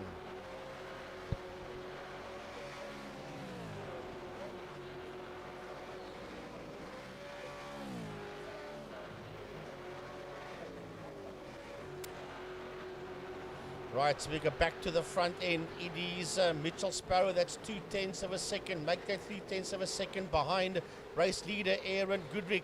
That is your top 2. Then Johan Fourie in that 3rd position. He's 6/10 of a second in there behind Mitchell Sparrow, who is a 1/10 of a second behind Johan Fourie. And here they come. This is this high-speed train. I love the camera work. Picked them up from turn number 1 and just glanced on the circuit, and you saw this absolute monster come over the ridge there, being led by Mitchell Sparrow. And then we get a shot of the trees there as everybody is working their way around the circuit. Johan Fourie currently finds himself in that 4th position. Darren Lobb right on his case, 1/10 of a second between the two of them. Mike Robinson in there as well. Fourie only a 1/10 of a second off of Nathan Anderson. This is going to be a high-speed battle out here for that 3rd, 4th and 5th position. Yeah, Darren Lobb sitting out there in that 5th position. He's a 1/10 of a second behind Johan Fourie, and he has got Mike Robinson 2/10 of a second in there behind him, followed there by Jason Kossie, who's also 2/10 of a second behind Mike Robinson. Then 6/10 of a second behind Kossie is Keegan Masters, and Goodrick is dropping down that leaderboard. Aaron Goodrick is dropping all the way down to that 14th position, and there's a replay FC to see what happened to Aaron Goodrick. Yeah, just got the tail of that car onto the grass, and that sent him into a spin, and he's collected a couple of drivers along with him. Yeah, bad luck there for Aaron. He's all the way down the leaderboard, but it's all about Mitchell Sparrow, who's a second ahead of Nathan Anderson. And Nathan Anderson is in that 2nd place. Johan Fourie is there in that 3rd position, 8/10 of a second behind Anderson, and only 3/10 of a second behind him is Darren Lobb, and then that man you see there in P5, Mike Robinson.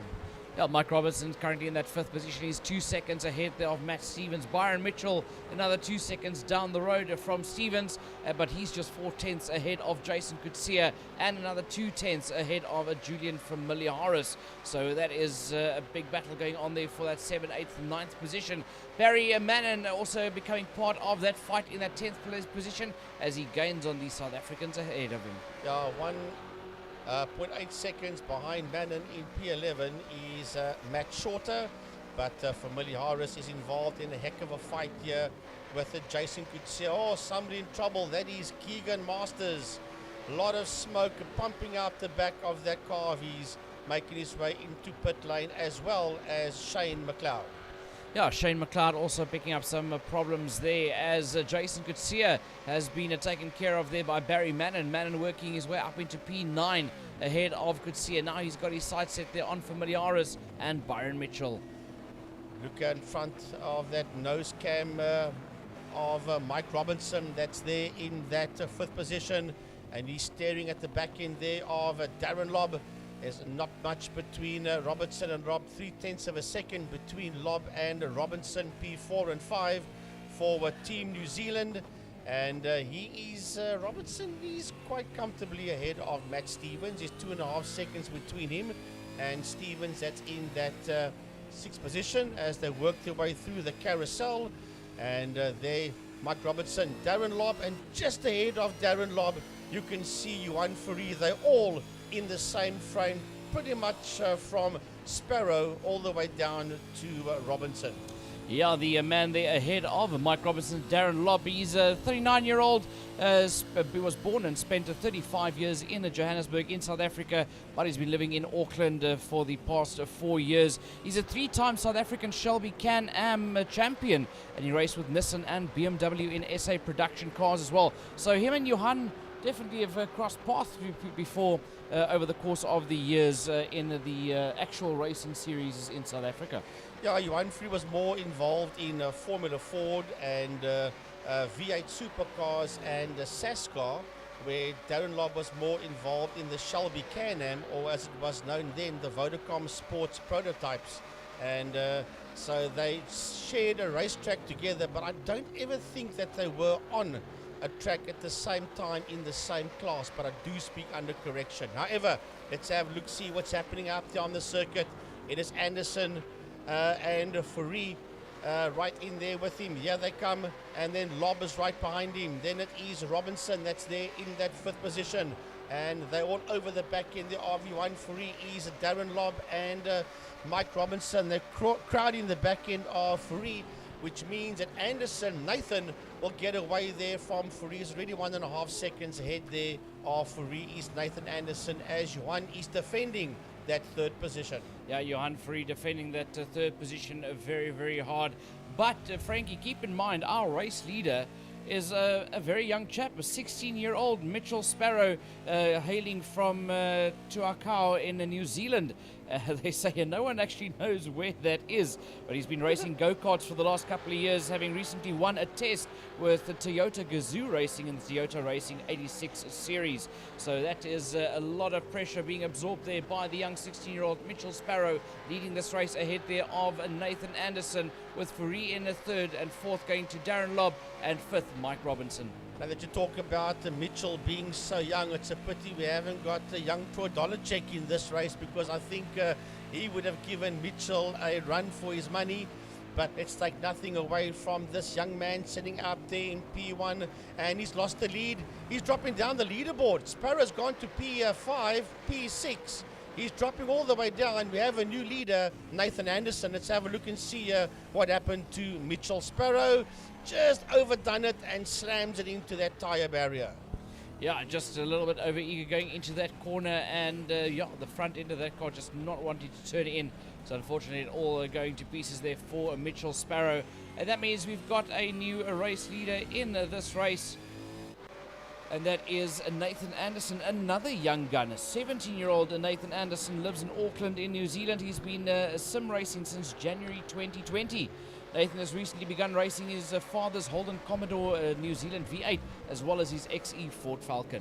Well, and Johan Fourie getting himself out of shape and out of line there, and that's a costly, because Lobb and Mike Robinson has gone through there on Johan Fourie, and Johan has dropped all the way down into that fourth position. But there's still nothing between them, because Lobb, Robinson and Fourie is all over the back end of the new race leader, Nathan Anderson. Yeah, Nathan Anderson will also be absorbing that pressure from the guys behind him. Darren Lobb, he is a professional racing driver that knows his way around the circuit, and he's going to be applying the pressure as much as he can to get past the young flyer there. Mike Robinson in that third position managed to get past Johan Fourie, and Fourie is going to have his hands full to try and gain that position back. Matt Stevens currently finds himself in 5th place, with Byron Mitchell in 6th and Julian Familiaris working their way up the ranks. Well, there's a lovely fight here for Eamon Young's, or let's rather say Tony Lynch's 13th position, because Eamon Young and Mike Verrier are right in there with him as we go back to the front end of the field. Darren Lobb in 2nd position, 0.2 of a second behind Anderson. Robinson is in there as well, 0.3 of a second behind Darren Lobb, and only 1.7 seconds behind them in P4 is Johan Fourie. So Robinson in that 3rd place. We look up that front window of Robertson as he stares down that Ford Mustang there of Darren Lobb, who in turn is looking up that Ford Mustang of race leader Nathan Anderson. Yeah, Nathan Anderson leading the pack. You can see him just ahead there of Darren Lobb in the shot as they come down the main straight. Beautiful shot there from the start-finish podium as they work their way down the main straight. Brilliant sight there. Mike Robinson in 3rd. We've got side-by-side action, and it's Lobb that takes the lead in this race going into turn number 1. New Zealand's Darren Lobb. Yeah, Darren Lobb is now the new race leader in this one as they work quite a two. Anderson getting it out of shape, using the entire Road America and a touch more to hang in there on that 2nd position. He's just ahead there of Robinson and Anderson, Robertson, then Fourie. 1.8 seconds is Johan Fourie behind this combination of 1st, 2nd and 3rd. But Mike there in that 3rd position, 0.2 of a second behind Nathan Anderson.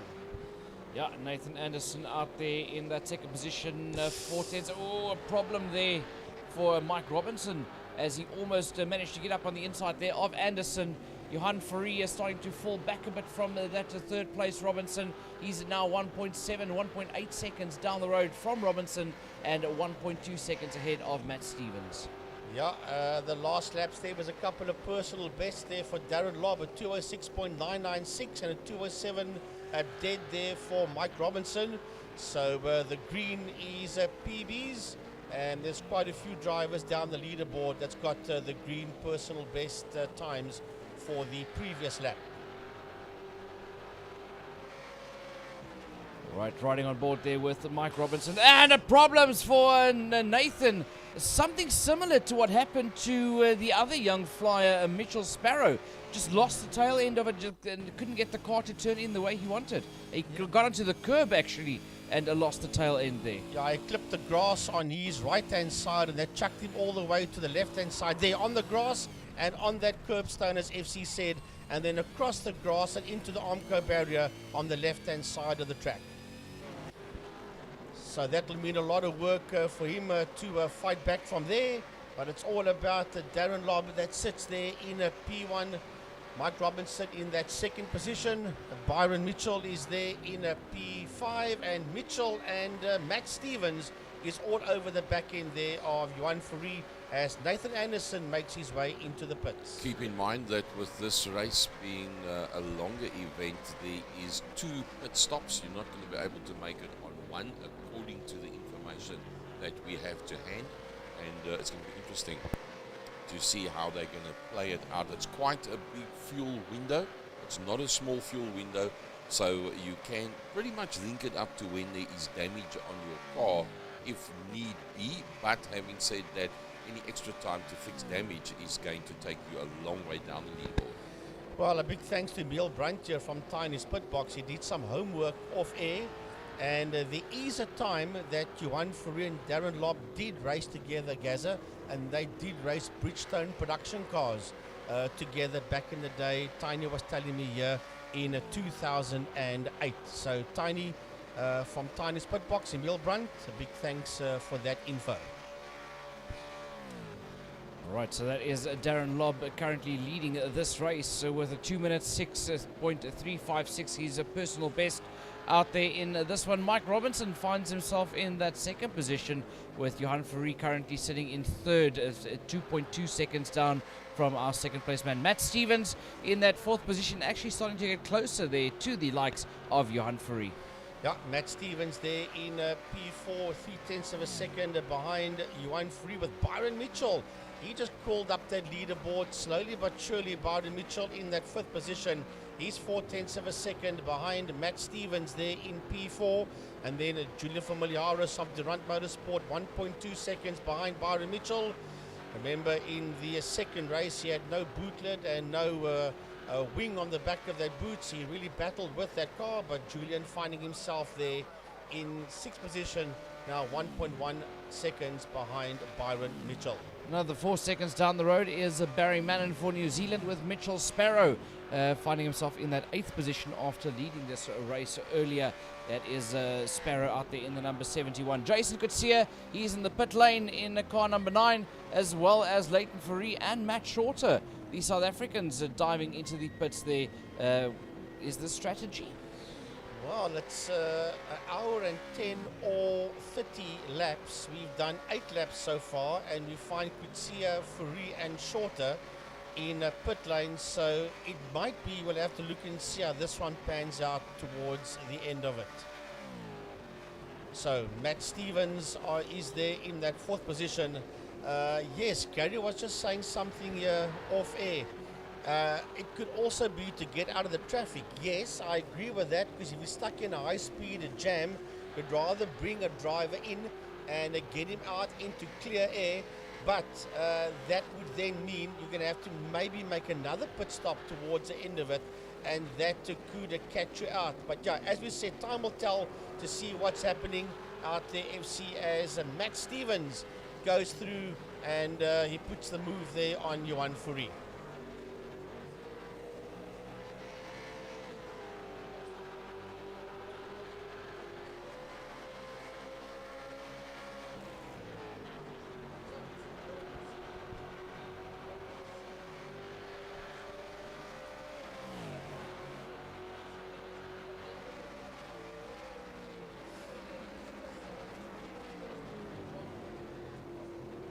Well, I tell you what, oh, look at this. They are rubbing each other. Johan Fourie says, you want to rub, I can rub too. On the back end there of Matt Stevens.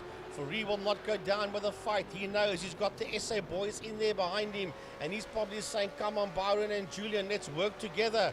You've got New Zealand first, second and third. You've got South Africa 4, 5 and 6 as Byron Mitchell dives into pit lane. Byron Mitchell dives into pit lane indeed there from sixth position, as Barry Mannon now works his way past, as does Mitchell Sparrow, and Byron Mitchell will then have to do it all over again and wait for the guys ahead of him to pit to get that position back and work himself back into that top 6. Well, let's have a look there, FC. The biggest gainers, there's quite a few of them. Mike Vera 25, Hammer Lazarus has gone up 26 positions. So quite a few guys have made some major moves there. Barry Mannon has gone up 14 positions, and Sandro Bakari has gone up 18 positions. Yeah, Herman Lazarus 26. Mike Veria has just gone up more positions, as has Lazarus. They've now gone 26 and 27 respectively. Bakari going up 19 positions as Byron Mitchell finds himself there in the pit lane. Matt Short has gone up 12, and Jacques Burt has gone down 6. Eamon Young has gone down 7. Mitchell Sparrow, yes, he's gone down 5, that we saw earlier on, and 6 for Keegan Masters.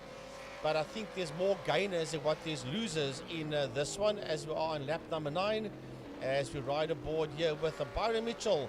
That's there in that 13th position, and as FC was saying earlier on, all the way from P9 down to P21 is all Team SA. Yeah, ooh, look at the damage there on Luke Lucchese's car. He must have picked up some super bad accident somewhere. Luke Lucchese having a lot of damage on that car. I can't imagine that that thing must be handling the way that he wants it. Yeah, Luke Lucchese for Team SA and for Pantera Racing all the way down there in that 14th position. And it's not been a good outing in general for Luke Lucchese in the Holden Commodore. It's a shorter Holden Commodore at this point in time, but Lucchese will just keep on going on and to see what's going to happen out there in front of him.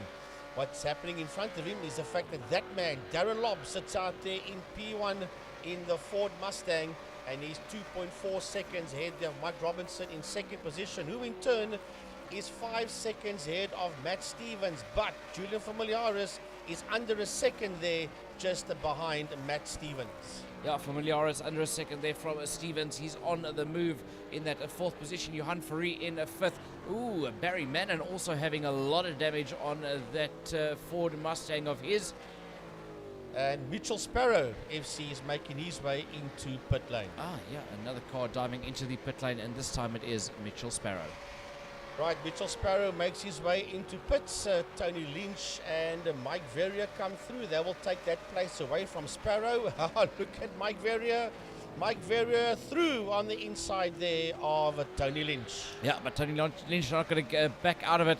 He's going to try to get it back there from Mike Verrier. It's literally 1/10 of a second, under a 1/10 of a second between the two of them. They're side by side, working their way out of turn number 3, and luckily just there, Mike Verrier holding on to position number 7. Yeah, by the skin of his teeth there is the Doc holding there onto that 7th position, and they are 7.1 seconds ahead of Herman Lazarus that sits there in a P9. Does Herman is the combination of Verrier and Lynch, but Lynch all over the back of him is a 1/10 of a second separating Mike Verrier from Tony Lynch. And this is a replay here of Jason Kossi, and Jason Kossi on the outside, and then losing the tail end there of that Ford Mustang of his. Yeah, Jason Kossi just being a bit over eager on the accelerator coming out of that corner. Let's have a look at what happened to Matt Shorter a little bit earlier out there today. Yeah, just got that back wheels on the curb and ran it a bit wide coming out of that corner and sent him flying towards the wall. Right, another early incident here for Jack Groenewald of New Zealand, turning into the left-hander, and it wouldn't turn at all. It just kept on going straight, and I think he came into that corner way too hot, and that's why he couldn't turn in. FC, another problem here for Cole Taylor, or should I say replay for Cole Taylor, and there was contact between himself and another guy from Team SA. Yeah, it looks like it could be a Sandra Bakari that was involved with that one. Let's have a look. Yeah, Bakari coming through, and then there was contact there between Sandro Bakari and Taylor. Aaron Goodrick working his way around the circuit. This is a replay of when he got, that's when he lost the second position and just got hammered from all sides after getting that wheel onto the grass. Right, so Johan Fourie is in the pit lane. The guys are now beginning to make their pit stops. Remember, it's 30 laps. We're on lap 11, so we're not halfway yet. And a lot of the guys are beginning to dive into the pits. Julian Familiaris making his way out onto the circuit, and he will join there in that 7th position. Keegan Masters working his way out of the pits. He's currently in that 15th position. That's where he will join. As a matter of fact, he won't, because a few guys are going past him, so he will join in P16. Yeah, in P16 is Keegan Masters out there. Then Tony Lynch, Mike Verrier there in the pits, working their way out of the pits now.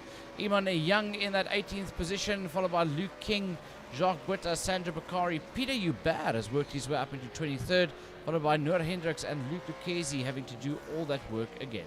Yeah, Sandra Bakari busy coming out. Jacques Butter in the 888 car is there in the pit lane doing his pit stop. But it's all about that man, Darren Lobb. Now remember, the first 4 have not made a pit stop yet. In that first 5, it's only Byron Mitchell that's made a pit stop. So Lobb, Robinson, Stevens and Mannon has to come in and still do their pit stops. And all 4 of them are out there in those Ford Mustangs. Yeah, and then Herman Lazarus hasn't done a stop either yet. He finds himself in that 6th position now. This is a race of fortune there, I would almost say, for Herman Lazarus. It's turned around for him tremendously as he finds himself in that 6th position, but there are quite a few seconds behind the top 4. Byron Mitchell is 1.5 seconds ahead of Lazarus, and he is 41 seconds behind the likes there of Barry Mannon, but he has got one stop in the bag. The rest of them still has to stop. Yeah, Hammer Lazarus will still stop, and he's 2.7 seconds behind Byron Mitchell, but he's been hassled heavily there by Familiaris, and Familiaris will take that position away because Hammer Lazarus has now made his way into pit lane. Yeah, he'll start dropping down that order as Johan Fourie, Mitchell Sparrow worked his way past. Brilliant shot there from the production team following your race leader Darren Lobb around the Road America here at in the United States, in Wisconsin. Elkhart Lake. Yeah, but that man leading the race hasn't done a pit stop yet.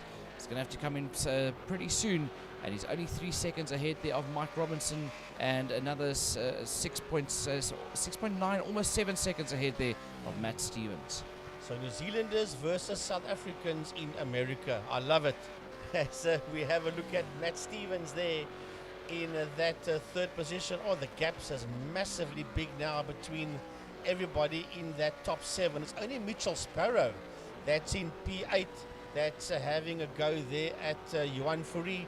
But it's all about Darren Lobb, and now Darren Lobb makes his way into pit lane. So will Robinson follow suit? Yes, he does. And what about Matt Stevens FC? Let's have a look and see. Yep, Yes. yeah. He goes into the pits as well. Yeah, yanking that Mustang into the pits, and so is Barry Mannon. So your top of 4 now heading into the pits. It'll be interesting to see where the rest of the field filters out by the time that everybody's done their stops. Now remember that Bowden Mitchell has made a pit stop. He's done his pit stop a couple of laps before Lobb, Robertson, Stevens and Mannon. So all depending where he finds himself on the circuit, he might even get into the lead, although it's going to be a difficult task for him, and making his way around. And there's Mitchell, and he's got Familiaris 2.7 seconds behind him in that 6th position, and 3.5 seconds behind Familiaris in P7 is Johan Fourie. So Mitchell surely must take the lead now because he's going down the main straight. He's racing towards turn number 1. He's up to 4th. He's up to 3rd. He's up to 2nd. And will he get the lead? I don't know. But I Darren think Lobb already Lobb passed. just made Yep. it out in time. 1.9 seconds between Lobb and Mitchell. We've seen Byron Mitchell do things like this in the past, where he's there or thereabouts in the race, and then all of a sudden after the pit stop round, he just manages to work his way to the front, and you can bet your bottom dollar that Byron will now start challenging the likes there of Darren Lobb. Almost like he gets that second life after the pit stop, but he's going to be challenged by Mike Robinson. Is Byron Mitchell, and he is, because there's only 0.8 of a second between Mitchell and Robinson for that 2nd position. So Byron's going to have to get a move on, because just under a second behind him in P3 is Mike Robinson. Mike Robinson down in that 3rd position. Julian Familiaris 4 seconds down the road. Let's have a look here what happened to Herman Lazarus. Just ran it very wide, tried to overcorrect, and that sent him flying into the tyre wall. Well, not exactly what he wanted now, with Barry Mannon in that 5th position, and he is all over the back of Familiaris. There's just under a second between Julian in P4 and Barry that's there in that 5th position. Familiaris is going to lose that, surely he'll lose that position. He will lose speed, he'll lose drive, he'll lose momentum. You cannot put that thing on the grass all the time, and he does lose that position there to Mike Robinson. Yeah, Byron Mitchell unfortunately losing that one there to Robinson. And now he's got to keep a level head to stay there with Robinson and stay ahead of Julian Familiaris, 2 of the quickest in South Africa, taking on 2 of the quickest in New Zealand. And don't forget about Barry Mannon in that 5th position, and Johan Fourie also still fighting his way from that 6th position. Yeah, Johan's 2.6 seconds behind Barry Mannon, and let's see if the gap closes between Mannon and Fourie, or does Mannon pull the pin and go after Familiaris, because he's only 1.1 seconds behind Familiaris. He's Barry Mannon. So Mitchell in that 3rd position, that's Byron Mitchell, 0.7 of a second between himself and Mike Robinson. Not too far behind, you can see on your screen there, is Julian Familiaris in P4. So Julian will want to go some, but only 1.3 seconds behind him is Barry Mannon. Then Johan Fourie, and right on his case there is Mitchell Sparrow. So the youngster is fighting right back here, FC, at Johan Fourie, and he puts it on the dirt again. Sparrow must be careful. He lunges up on the inside of Johan Fourie, and does he overdo it? Yes, he goes into that corner way too hot, but somehow still remains on the circuit and in the fight with Johan Fourie. Yeah, this is all-out battle here between Fourie and Mitchell Sparrow, the young gun against the old warhorse, as Frankie likes to call them. It is Johan Fourie that leads them out in P6 with just 0.4 of a second between himself and Mitchell Sparrow, and they are in turn 1.5 seconds ahead there of 8th place Matt Stevens. Into the carousel they go now, Johan Fourie and Mitchell Sparrow, 0.5 of a second between the two of them. And Mitchell Sparrow, oh, he's trying very hard, is Mitchell. Mitch is trying extremely hard to catch up there and pull some overtaking maneuver here on Johan Fourie. He's using the entire Road America and its scenery as well to try and get closer there to Fourie. As the laps start to count down, we are almost halfway into this race here at Road Atlanta. Let's have a look at what happened to Byron Mitchell. He went very wide off the track there. He went and did a bit of gardening with his Holden. So back to the man that sits out there in P1. It's Darren Lobb in car number 99, the 99 Ford Mustang, and he's done the quickest lap out there. A 2:05.825 for race leader from New Zealand, Darren Lobb. And he's 3.9 seconds ahead there of Mike Robinson, who's only 1.9 seconds ahead there of Byron Mitchell. And Mitchell is in trouble because here comes Familiaris, 0.6 of a second between Mitchell and Familiaris. You cannot in any race format show any sign of weakness to somebody like a Julian Familiaris, because he will pounce on it. So Byron Mitchell, Julian Familiaris will be battling it out there for that third position unless they can work together as teammates to get past the likes there of Mike Robinson and then going to fetch Darren Lobb. Yeah, so Keegan Campos and Robbie Teens is there in the pits. Robbie Teens just came to pit there in car number 18. Julian in that fourth place, and he is 0.4 of a second behind Byron Mitchell. Can the two of them work together to catch Lobb and Robinson? I don't know. I think they're too far down the road ahead of them. But Mitchell is fighting for that third position to keep Familiaris in there at bay. I would actually say to Jules, come, let's try together and pull back that 2.4 seconds on Robinson. But yeah, we'll have to see Familiaris there for Durant Motorsport. Well, the laps counting down here, and Julian Familiaris sitting there in that fourth position. Managed to get it down to about 0.3 of a second now as he chases down Byron Mitchell. The rest of the field is spreading out nicely there, but Leighton Fourie is on the back end there of Jason Kutsia for that 9th position. We see a big battle coming up there between those two South African boys for 9th and 10th. But Mitchell Sparrow, he sits there behind Johan Fourie. He makes a passing maneuver and Fourie drops down to 7th. Yeah, that's Leighton Fourie sitting out there in P10. He's all over the back there of Kutsia. This is the overtaking maneuver here as Fourie goes into deep and relinquishes that position there to Sparrow. And right behind Fourie now is Matt Stevens. Yeah, Matt Stevens right there behind Fourie. But then is that fight that I was talking about earlier. Jason Kutsia and Leighton Fourie, the two South Africans battling it out there for 9th and 10th. They've got Matt Shorter, who's another 2.6 seconds down the road from them as Keegan Masters works his way into the pits from that 12th position ahead there of Francois Hubert, Luke King and Tony Lynch. Yeah, Tony's gone down 3 positions. Then that's Eamon Young that's there in that 16th position. He's 1.8 seconds behind Lynch. But let's have a look at this fight here. Coming down towards us, it's Familiaris that's sitting there in that 4th position. 0.2 of a second just behind SA teammate, that is Byron Mitchell, that's there in that 3rd position. Now both of these drivers, not only Team SA, but they both race for Durant Motorsport.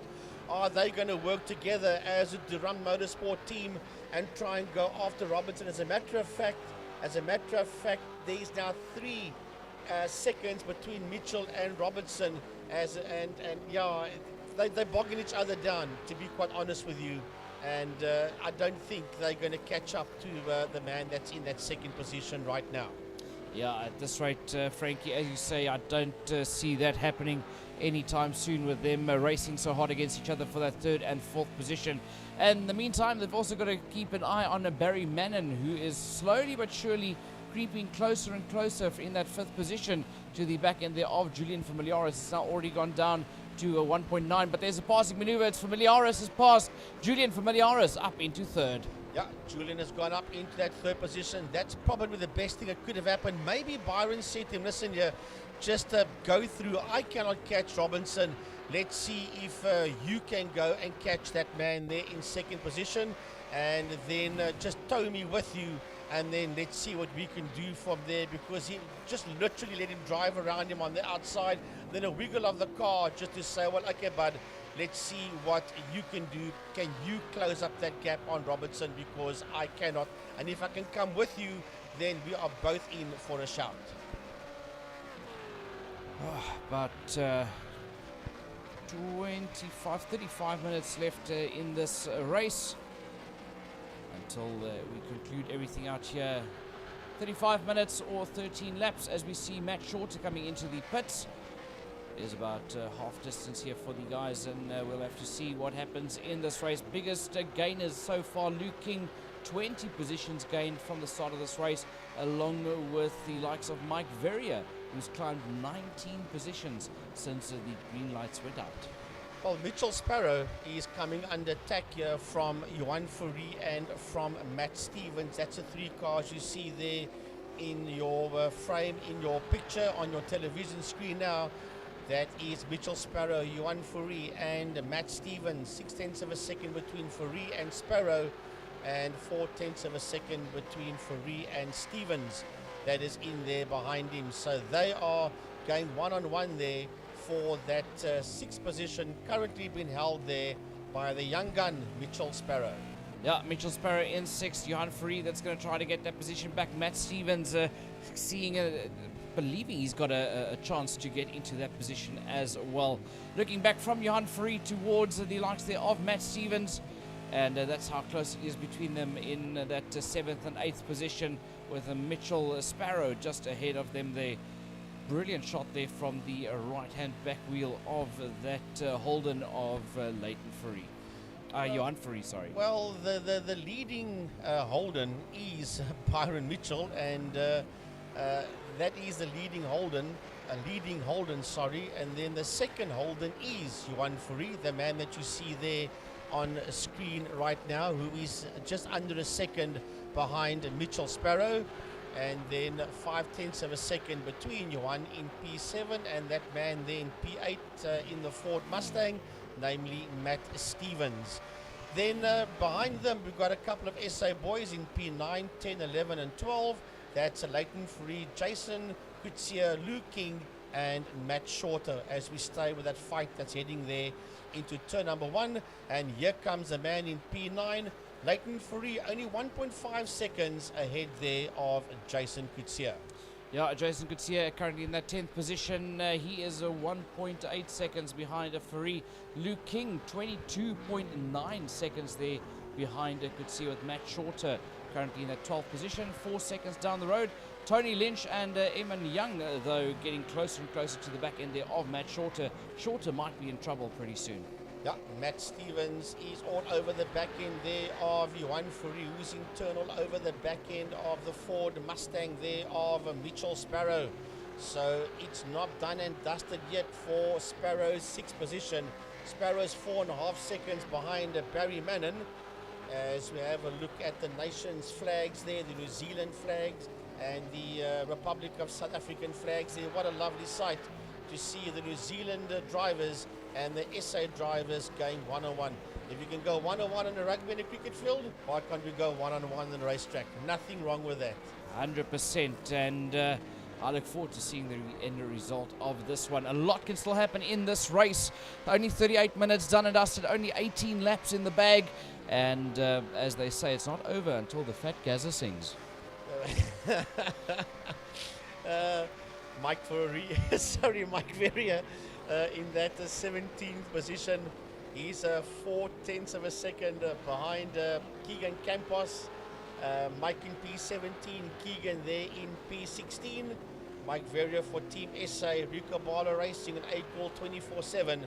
And Mike is there in that 17th position. Now have a look at the pit stops there, FC. The first 15 drivers have done one pit stop. Campos has done 2, and then Botha, Masters, Teams, Van der Spey, Peter Hubert and New Hendricks, they've also done 2 pit stops. Yeah, that is done and dusted for them. If they don't have to refuel again, they don't have to stop again, as they've done the mandatory 2 stops. And it'll be interesting to see when the other guys dive in. Can Byron Mitchell work his way back up into the top 3? There's your fastest laps at this stage of the fight. Darren Lobb, the fastest man out there, 2 minute 5.825. And yeah, it's super close out there. It's only one driver that's actually done a 2 minute 5 so far in this race. The rest all mid 206s out there in this race. Your main feature race in the South Africa versus New Zealand iRacing event taking place today. Right, so Matt Stevens sitting out there in that 8th position. Just ahead of him is Johan Fourie. Just ahead of Johan Fourie in P6 is Mitchell Sparrow. 5/10 of a second between Sparrow and Fourie. And Stevens 3/10 of a second behind Johan Fourie. And that is the fight there for 6, 7 and 8. Lucchese in the pit lane at the moment. Ewan Young in the pits. Then Luke King making his way out of the pit area as a lot of the guys are going in there for their second pit stops. So Luke King for Dotsoft +2 Racing and Team SA. Eamon Young for Team New Zealand in car 427 making his way out. And then Pantera Racing car 24. Luke Lucchese is there in the pits for his pit stop. Bruce Tannock for Magan Turbo Motorsport, Team New Zealand in car 123 finds himself in pit lane as well. But let's have a look from the top of the lineup so far. Darren Lobb leading this one. He's 5.4 seconds ahead of second place Mike Robinson.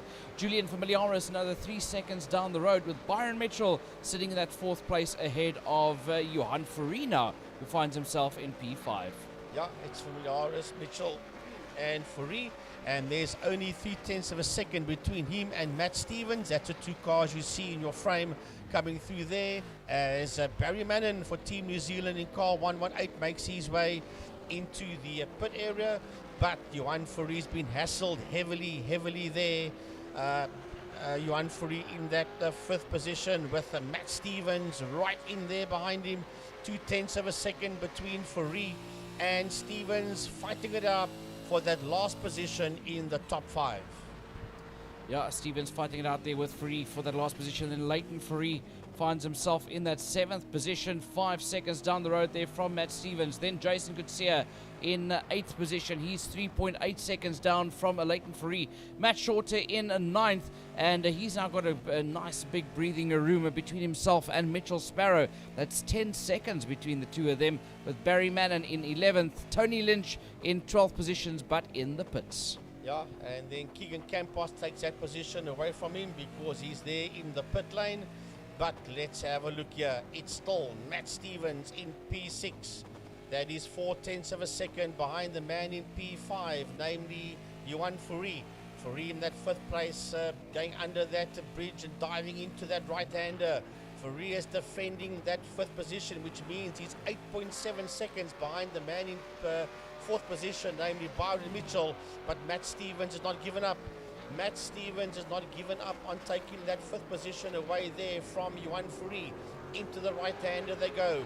Fourie will have his rear view mirror full of that New Zealand coloured car right there on his case. Look at that horse there.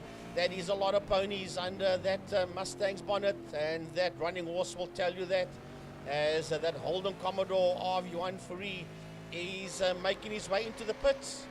Johan Fourie into the pits. Byron Mitchell and Mitchell follows suit, yes. Familiaris and Byron Mitchell also into the pits, as is Leighton Fourie and Jason Gutsia. So a lot of South Africans diving into the pits, and that releases the New Zealand boys Darren Lobb, Mike Robinson and Matt Stevens to do another lap. Well, will they then have to do another pit stop, Lob, Robinson and Stevens? Because if they have done another pit stop, then it could count in our favour. Well, they have to do another pit stop. It's mandatory to do 2 pit stops. So those guys will definitely have to come in. So Johan Fourie, Familiaris, Coetzee, Mitchell, Leighton Fourie, Matt Shorter from 5th to 9th, all South African, as they're all in the pits there as Matt Shorter makes his way into pit lane. Well, this is going to be interesting stuff. Mitchell working his way out. Familiaris just ahead of him coming out onto the circuit as well.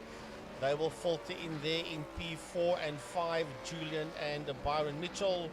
Johan Fourie coming out there. He is in that 7th position, and now he's in a fight there with Barry Mannon. Mannon sits there on the outside of Johan Fourie. So it's not over yet, not by far, this one, as Fourie is now battling to keep Mannon in there behind him, and then not too far behind them will be Keegan Campos in there behind Fourie and Mannon, but he is 14 seconds behind them, and Mannon has got his nose ahead. There are Fourie, and there's contact between them, and Mannon gets sent packing there to the outside of the track. Yeah, that's a bit of a hoss up there as the guys rub out there on one another. Just Well, in Johan's defense, he turned in Yeah. on Johan Fourie. yeah, 100%. So Fourie did nothing wrong there. Well, look, the guys have been doing some very aggressive racing out there throughout the course of the day, so it's all fair out there, I would say.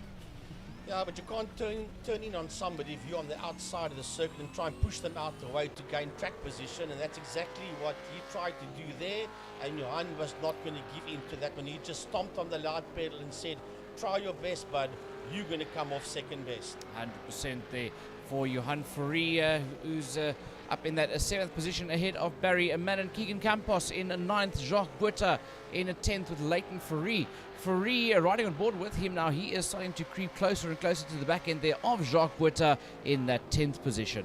Yeah, that's a lovely fight out there, but Darren Lobb now. Lobb is picking up back markers, Luke Lucchese and Sandro Bakari.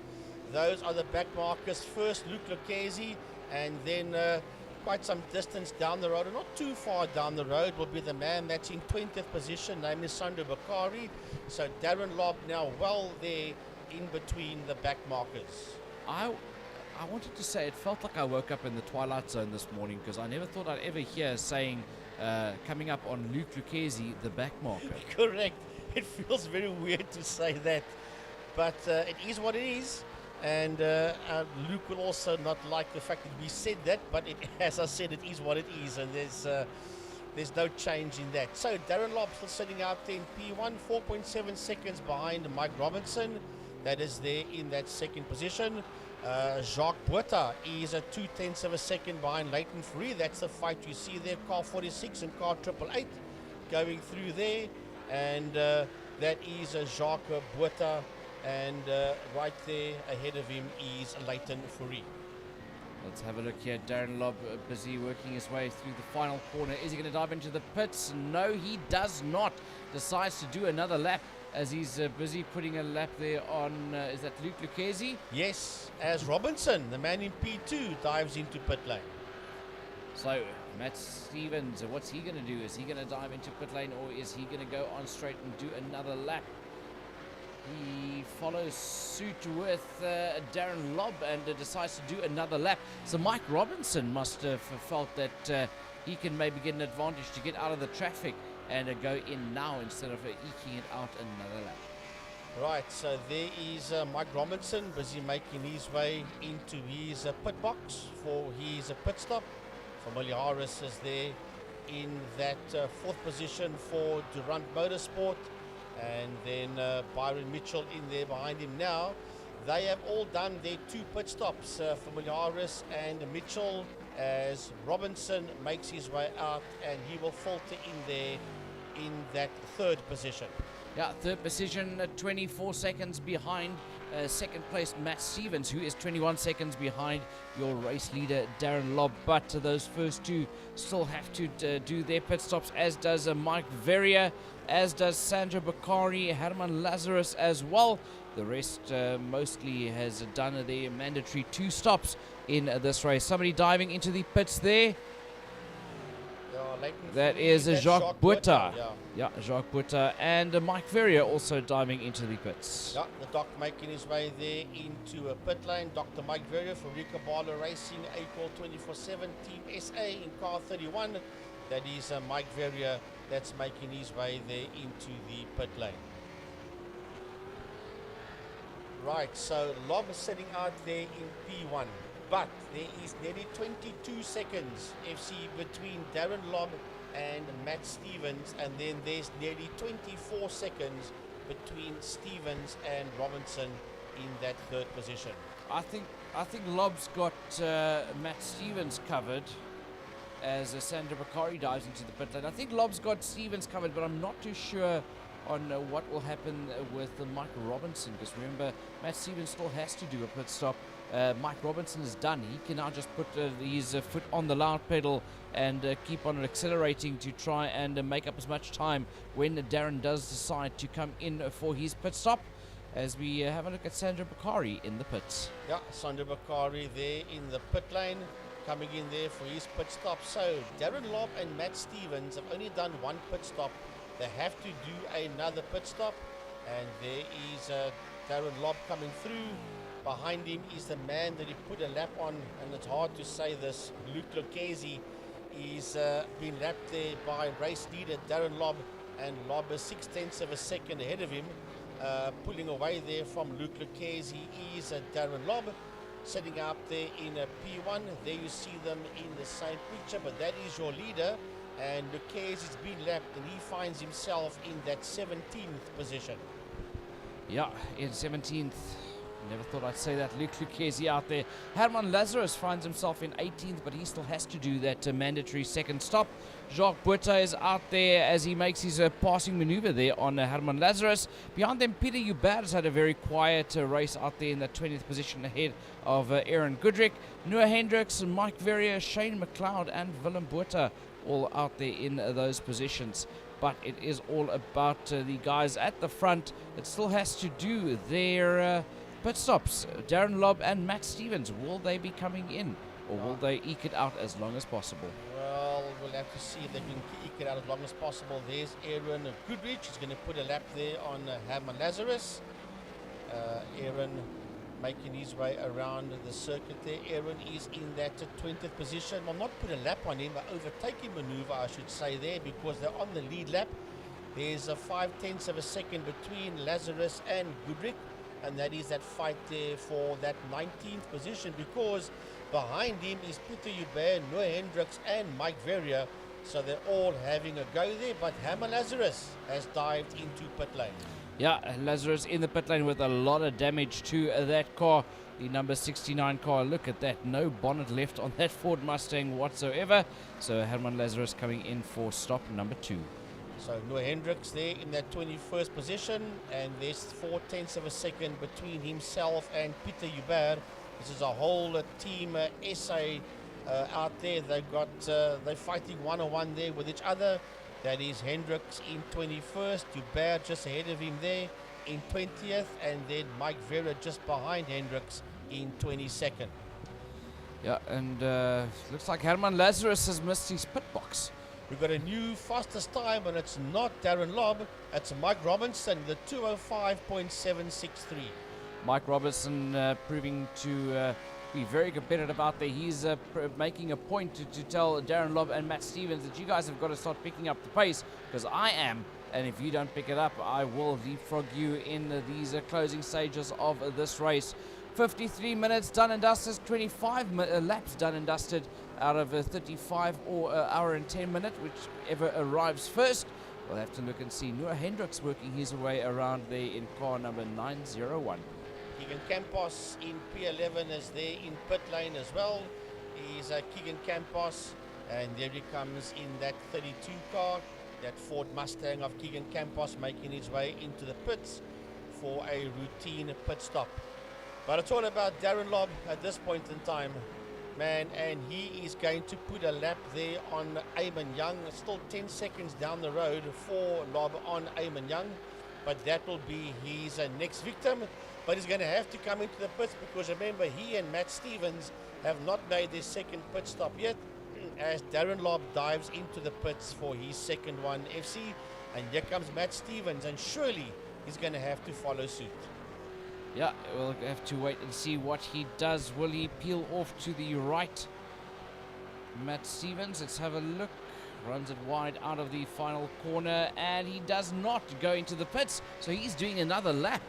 Where is Mike Robinson? Can Mike Robinson start catching up now from that third position to put a passing maneuver on Darren Lobb?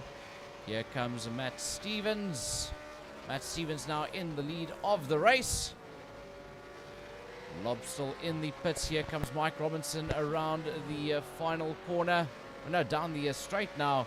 He goes, and it's going to be tight side by side. No, it's not. Darren Lobb just makes it out there. I think we've got a dash to the finish here between Darren Lobb and Mike Robinson. Yeah, I think Darren timed it perfect. On lap 26, he just came in for a quick splash and dash, and then got his nose out there, still in that top three. So you'll have to go after Matt Stevens. There is a 14.4 seconds between them, and let's see what he can do. Eamon Young there in that 15th position is Eamon Young, and he is only 0.2 of a second behind Robbie Teens. That's the two cars you see there in picture at the same point in time, Robbie Teens and Eamon Young. This is a replay of Francois Hubert in the Just Race car, and he made contact there with another Team SA driver coming out of that left-hander. That is Mike Verrier that he actually tagged and sent off there in the number 31. But yeah, a bit of his own doing as well, running it wide going through that corner, Mike Verrier.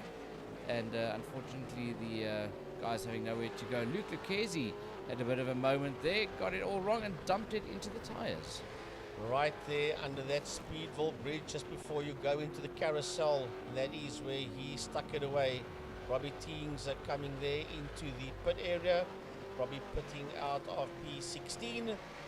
But Matt Stevens, you're going to have to stop now, surely. And yes, here he comes into the pit lane. He's done that extra lap compared to what Darren Lobb did.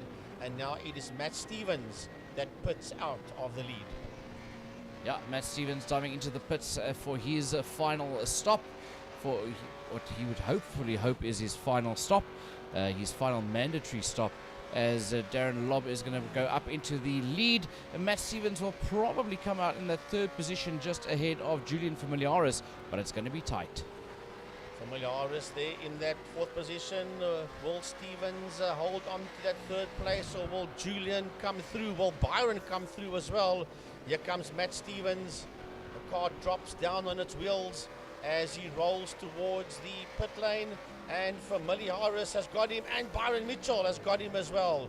So Familiaris and Mitchell goes up to P3 and 4, and Stevens rejoins in P5. Just did not go in Matt Stevens' favour there. Mitchell Sparrow was also a race leader at one stage. He's down there in 6th position. But that is all the mandatory pit stops done and dusted. And we are riding with your race leader, Darren Lobb. He's about 5.7 seconds ahead there of second place Mike Robinson, who in turn is 13.7 seconds ahead there of Julian Familiaris, who is 3.9, make it 4 seconds ahead of Byron Mitchell. That's there in that fourth position. And Byron is 2.2 seconds ahead of New Zealand's Matt Stevens. That is there in that fifth position. 3.2 seconds behind Matt Stevens in P6 is the young 16-year-old Mitchell Sparrow. That is there in P6, and 4.3 seconds behind him in P7 is Johan Fourie. Yeah, Johan Fourie in that 7th position. He is ahead there of Barry Mannon, who's just 2.6 seconds down the road. Leighton Fourie, another 12.4 seconds further afield in the 9th place, and 7 seconds ahead there of Jason Coetzee in 10th. Keegan Masters finds himself in 11th position, just 5.8 seconds behind Coetzee, with Liu King rounding off your top 12. Oh, that's the top 12. There's lots of gaps between them. In 13th position, 10 seconds behind Liu King, is Tony Lynch, finding himself there in that 13th position, 2.9, nearly 3 seconds behind Tony Lynch. He is Eamon Young, that's there in that 14th, and 9.5 seconds behind him is Keegan Campos, that is there in P15. And then 16 seconds behind Campos in P16 is Aaron Goodrick. Just saw another fastest time there for Darren Lobb, 2:05.565. That is some super quick time for the man that's got open air ahead of him in the lead of this race. And then 6.7 seconds between himself and Mike Robinson. Robinson putting up good time, but just nowhere near enough to stick with Darren Lobb. Oh, here we go. Byron Mitchell's 4th position is coming under attack there. And it's coming under attack from Matt Stevens. Oh, and they rub each other. Stevens wants through. Mitchell says, Well, I tell you what, these New Zealand drivers are not afraid to rub you. Well, the old saying is rubbing is racing, and that's what they're doing. Stevens sitting there on the outside of Mitchell. There's 0.02 of a second between them. Mitchell on the inside line. Stevens does the cutback on him. And there's contact. There was contact once again, but somehow, some way, Byron Mitchell holds on to that position. Yeah, that is all-out war here between the two guys here, Byron Mitchell and Matt Stevens. Stevens are definitely being extremely aggressive on the approach there as they battle it out there. The New Zealand guys, in general, having a little bit more of a harder tactic when it comes to racing, rubbing up against each other a little bit more than what the South Africans do, and luckily it just did not go ended up in any tears of some sort as Byron Mitchell hung on to that one, and Matt Stevens also hanging on to that 5th position. Well, Eamon Young's 12th position is under serious attack there from the man that is just there behind him, namely Tony Lynch and Jason Coetzee. Tony in P13, Jason in P14. That's the 3 cars you see there in your screen, and they are going after Eamon Young's 12th position as the 3 of them are locked nose to tail for that 12th position of Eamon Young. 12th position here for Eamon Young in trouble. Tony Lynch applying a lot of pressure, and Jason Coetzee right in there, as Frankie said. That is the only real close battle other than the one that we see there between Byron Mitchell and Matt Stevens. Matt Stevens going for the outside of Byron Mitchell. Mitchell closes off the line as they go into turn number, turn number 3. Look at Stevens attacking the backside there now, once again going for the outside. There's contact, and Stevens gets sent into the gravel trap. A little bit of tit for tat. Yeah, well, you're only going to barge your way through so much before it turns against you. And we was never going to give back out of that one. As a matter of fact, they were actually leaning on each other, to be fair. And it didn't pan out in the favor of Matt Stevens. Yeah, unfortunately, Stevens at one stage leading this race. A lot of drivers being in a position where they've led the race, and something going a little bit wrong for them as Keegan Masters makes his way to the pits. Yeah, Keegan in that 11th position, making his way into the pit area as Matt Stevens, here we go, Jason Coetzee is out there in that 11th position, and he's got Eamon Young right in there behind him. So Eamon Young in P12, 0.2 of a second between himself and the young gun from SA in P11, namely Jason Coetzee. Yeah, Jason Coetzee taking a lot of pressure there from Eamon Young as they work their way around the circuit here at Road America in the Wisconsin in the United States. Aaron Goodrick in the pits, and Young's going to go for the outside there of Jason Coetzee as they head towards the corner. Late on the brakes they go, but it is Coetzee that hangs on to that position, and Eamon Young will have to wait another time. Well, it's still not done and dusted here between Jason Kutsia, that's in P11, and the man behind him, namely Eamon Young. Yep, the white flag comes out. We've got one more lap to go. One more lap for Darren Lobb. Surely he can't lose it from here because he's 7.5 seconds ahead of Mike Robinson. Yeah, as he works his way around the circuit there, but it is still this battle between Jason Kutsia and it's the Matt Stevens and Johan Fourie battling it out there for 6th and 7th as they start their final lap here in this race. A little bit of argy-bargy between the guys while Stevens is going to go late on the brakes to try and upset Johan Fourie. Fourie knows how it works here. He's not going to fall for that. I'll tell you what, you're not going to fall, but watch out for Barry Mannon. Barry Mannon's only 1.3 seconds behind Fourie and Stevens. There he comes into a picture as Fourie and Stevens are absolutely side by side. There's a 200th of a second between them, which means they are literally side by side. Johan Fourie and Matt Stevens, they are still side by side. Fourie will have the line for the left-hander, and for now he stays the head of Stevens and Fourie make contact. They make contact, and here comes Barry Mannon. He's only 7/10 of a second now behind the combination of Johan Fourie and Matt Stevens. Yeah, while Fourie and Stevens bog each other down, Barry Mannon is seeing the opportunity here to get closer and closer.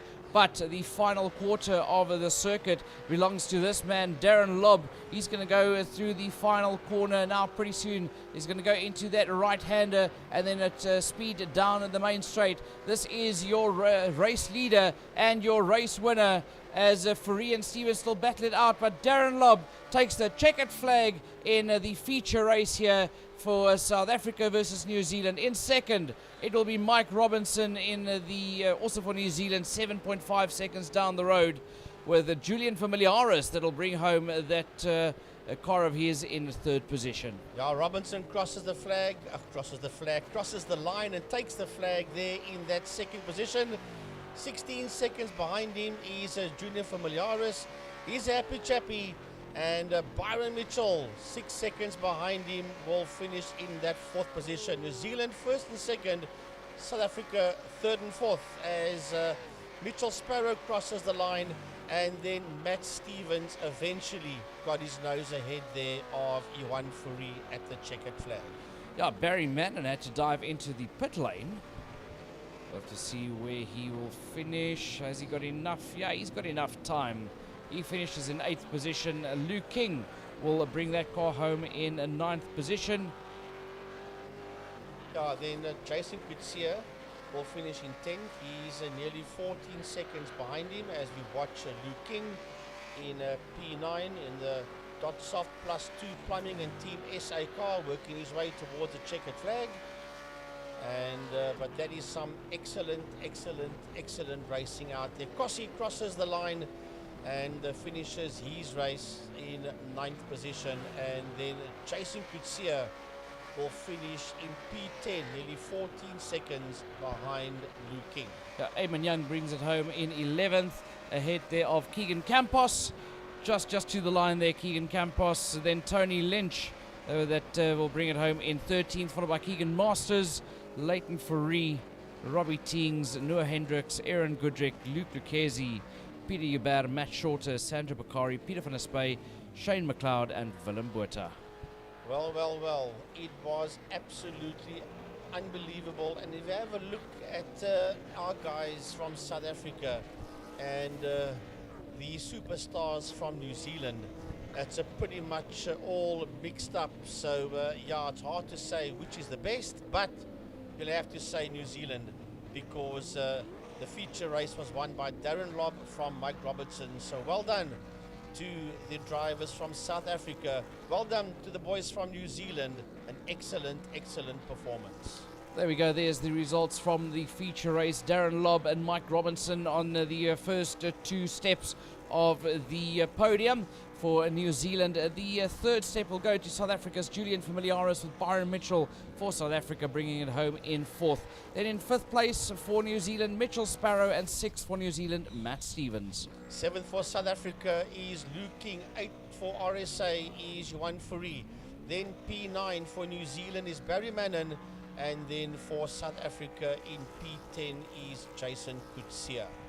11th will go to Imani Young, and then Keegan Campos brings it home in 12th, followed by Tony Lynch, Keegan Masters, Leighton Fourie, Robbie Teens, Noah Hendricks, Aaron Goodrick, and Luke Lucchesi, and Peter Hubert rounding off your top 20. And only your first 14 drivers was on the lead lap. Everybody else was down one lap or more. Lovely, lovely, lovely stuff as Gary pans down that leaderboard all the way down to 38th position, make that 39th, make that 40 positions, because there were 20 South Africans and 20 New Zealanders out on the circuit. Well done, well done, well done. New Zealand, thank you very, very much to all the drivers from New Zealand. I know it's late there in New Zealand now. They're about, 10, 11 hours behind us. Oh, they're 10 hours ahead of us. Yeah, they're probably heading into Monday morning already. That's quite right, yes. But yeah, thank you so much to everybody from New Zealand and Darren Lobb. FC, the top SA drivers. Yeah, so looking at the results, your top South African drivers, Julian Familiaris, the fastest man, Byron Mitchell in second, and Luke King in third. Yeah, and then let's have a look. Can we see the top New Zealand drivers? Look at that. Darren Lobb, Mike Robinson, Mitchell Sparrow, Matt Stevens, Barry Mannon, Eamon Young, Tony Lynch, Aaron Goodrick, Shay McLeod, and Jason Crossley. That's just the top 10. The others all the way down to P18. Well, folks, that pretty much wraps up the first of what I think is going to be more than one international race. I don't think this it is better where be. it stops. This is not where it stops. FC Nieuwoud, the man from Race Productions, and Jo Stasi, and national commentator, Oval Track throughout South Africa. Closing word on your side. Clash of Nations round number 1, Road America V8 Supercars. Yeah, it was a lovely Sunday morning here for us in the second gear studio. The racing was red hot, and I look forward to more of this. Big thanks to everybody involved to putting this together. The voice of Westmans Motorsport, Frankie Innes, you're accustomed to seeing top-notch racing. Well, this is out of the top drawer. Well, this is more than just out of the top drawer. This is under the drawer, over the desk, around the desk. This is brilliant stuff. And as I said, to Darren Lobb and every driver in New Zealand, we thank you so much from our point of view that we could have opportunity to have our drivers race against you gentlemen. And we're looking forward to the return leg, because there will be a return leg. And I think, Gary, they chose the cars and the circuits. So the return leg will be, we will choose a car and we will choose a circuit from this side, and then we'll go one-on-one with all these great drivers from New Zealand. We're just taking it for granted it's going to happen, but it probably will. It probably will. From a second year studio, my side, Gary Fleming, have a lovely day further. Enjoy the rest of the weekend, and keep an eye on social media and keep up to date with the next upcoming events. Good night, everyone.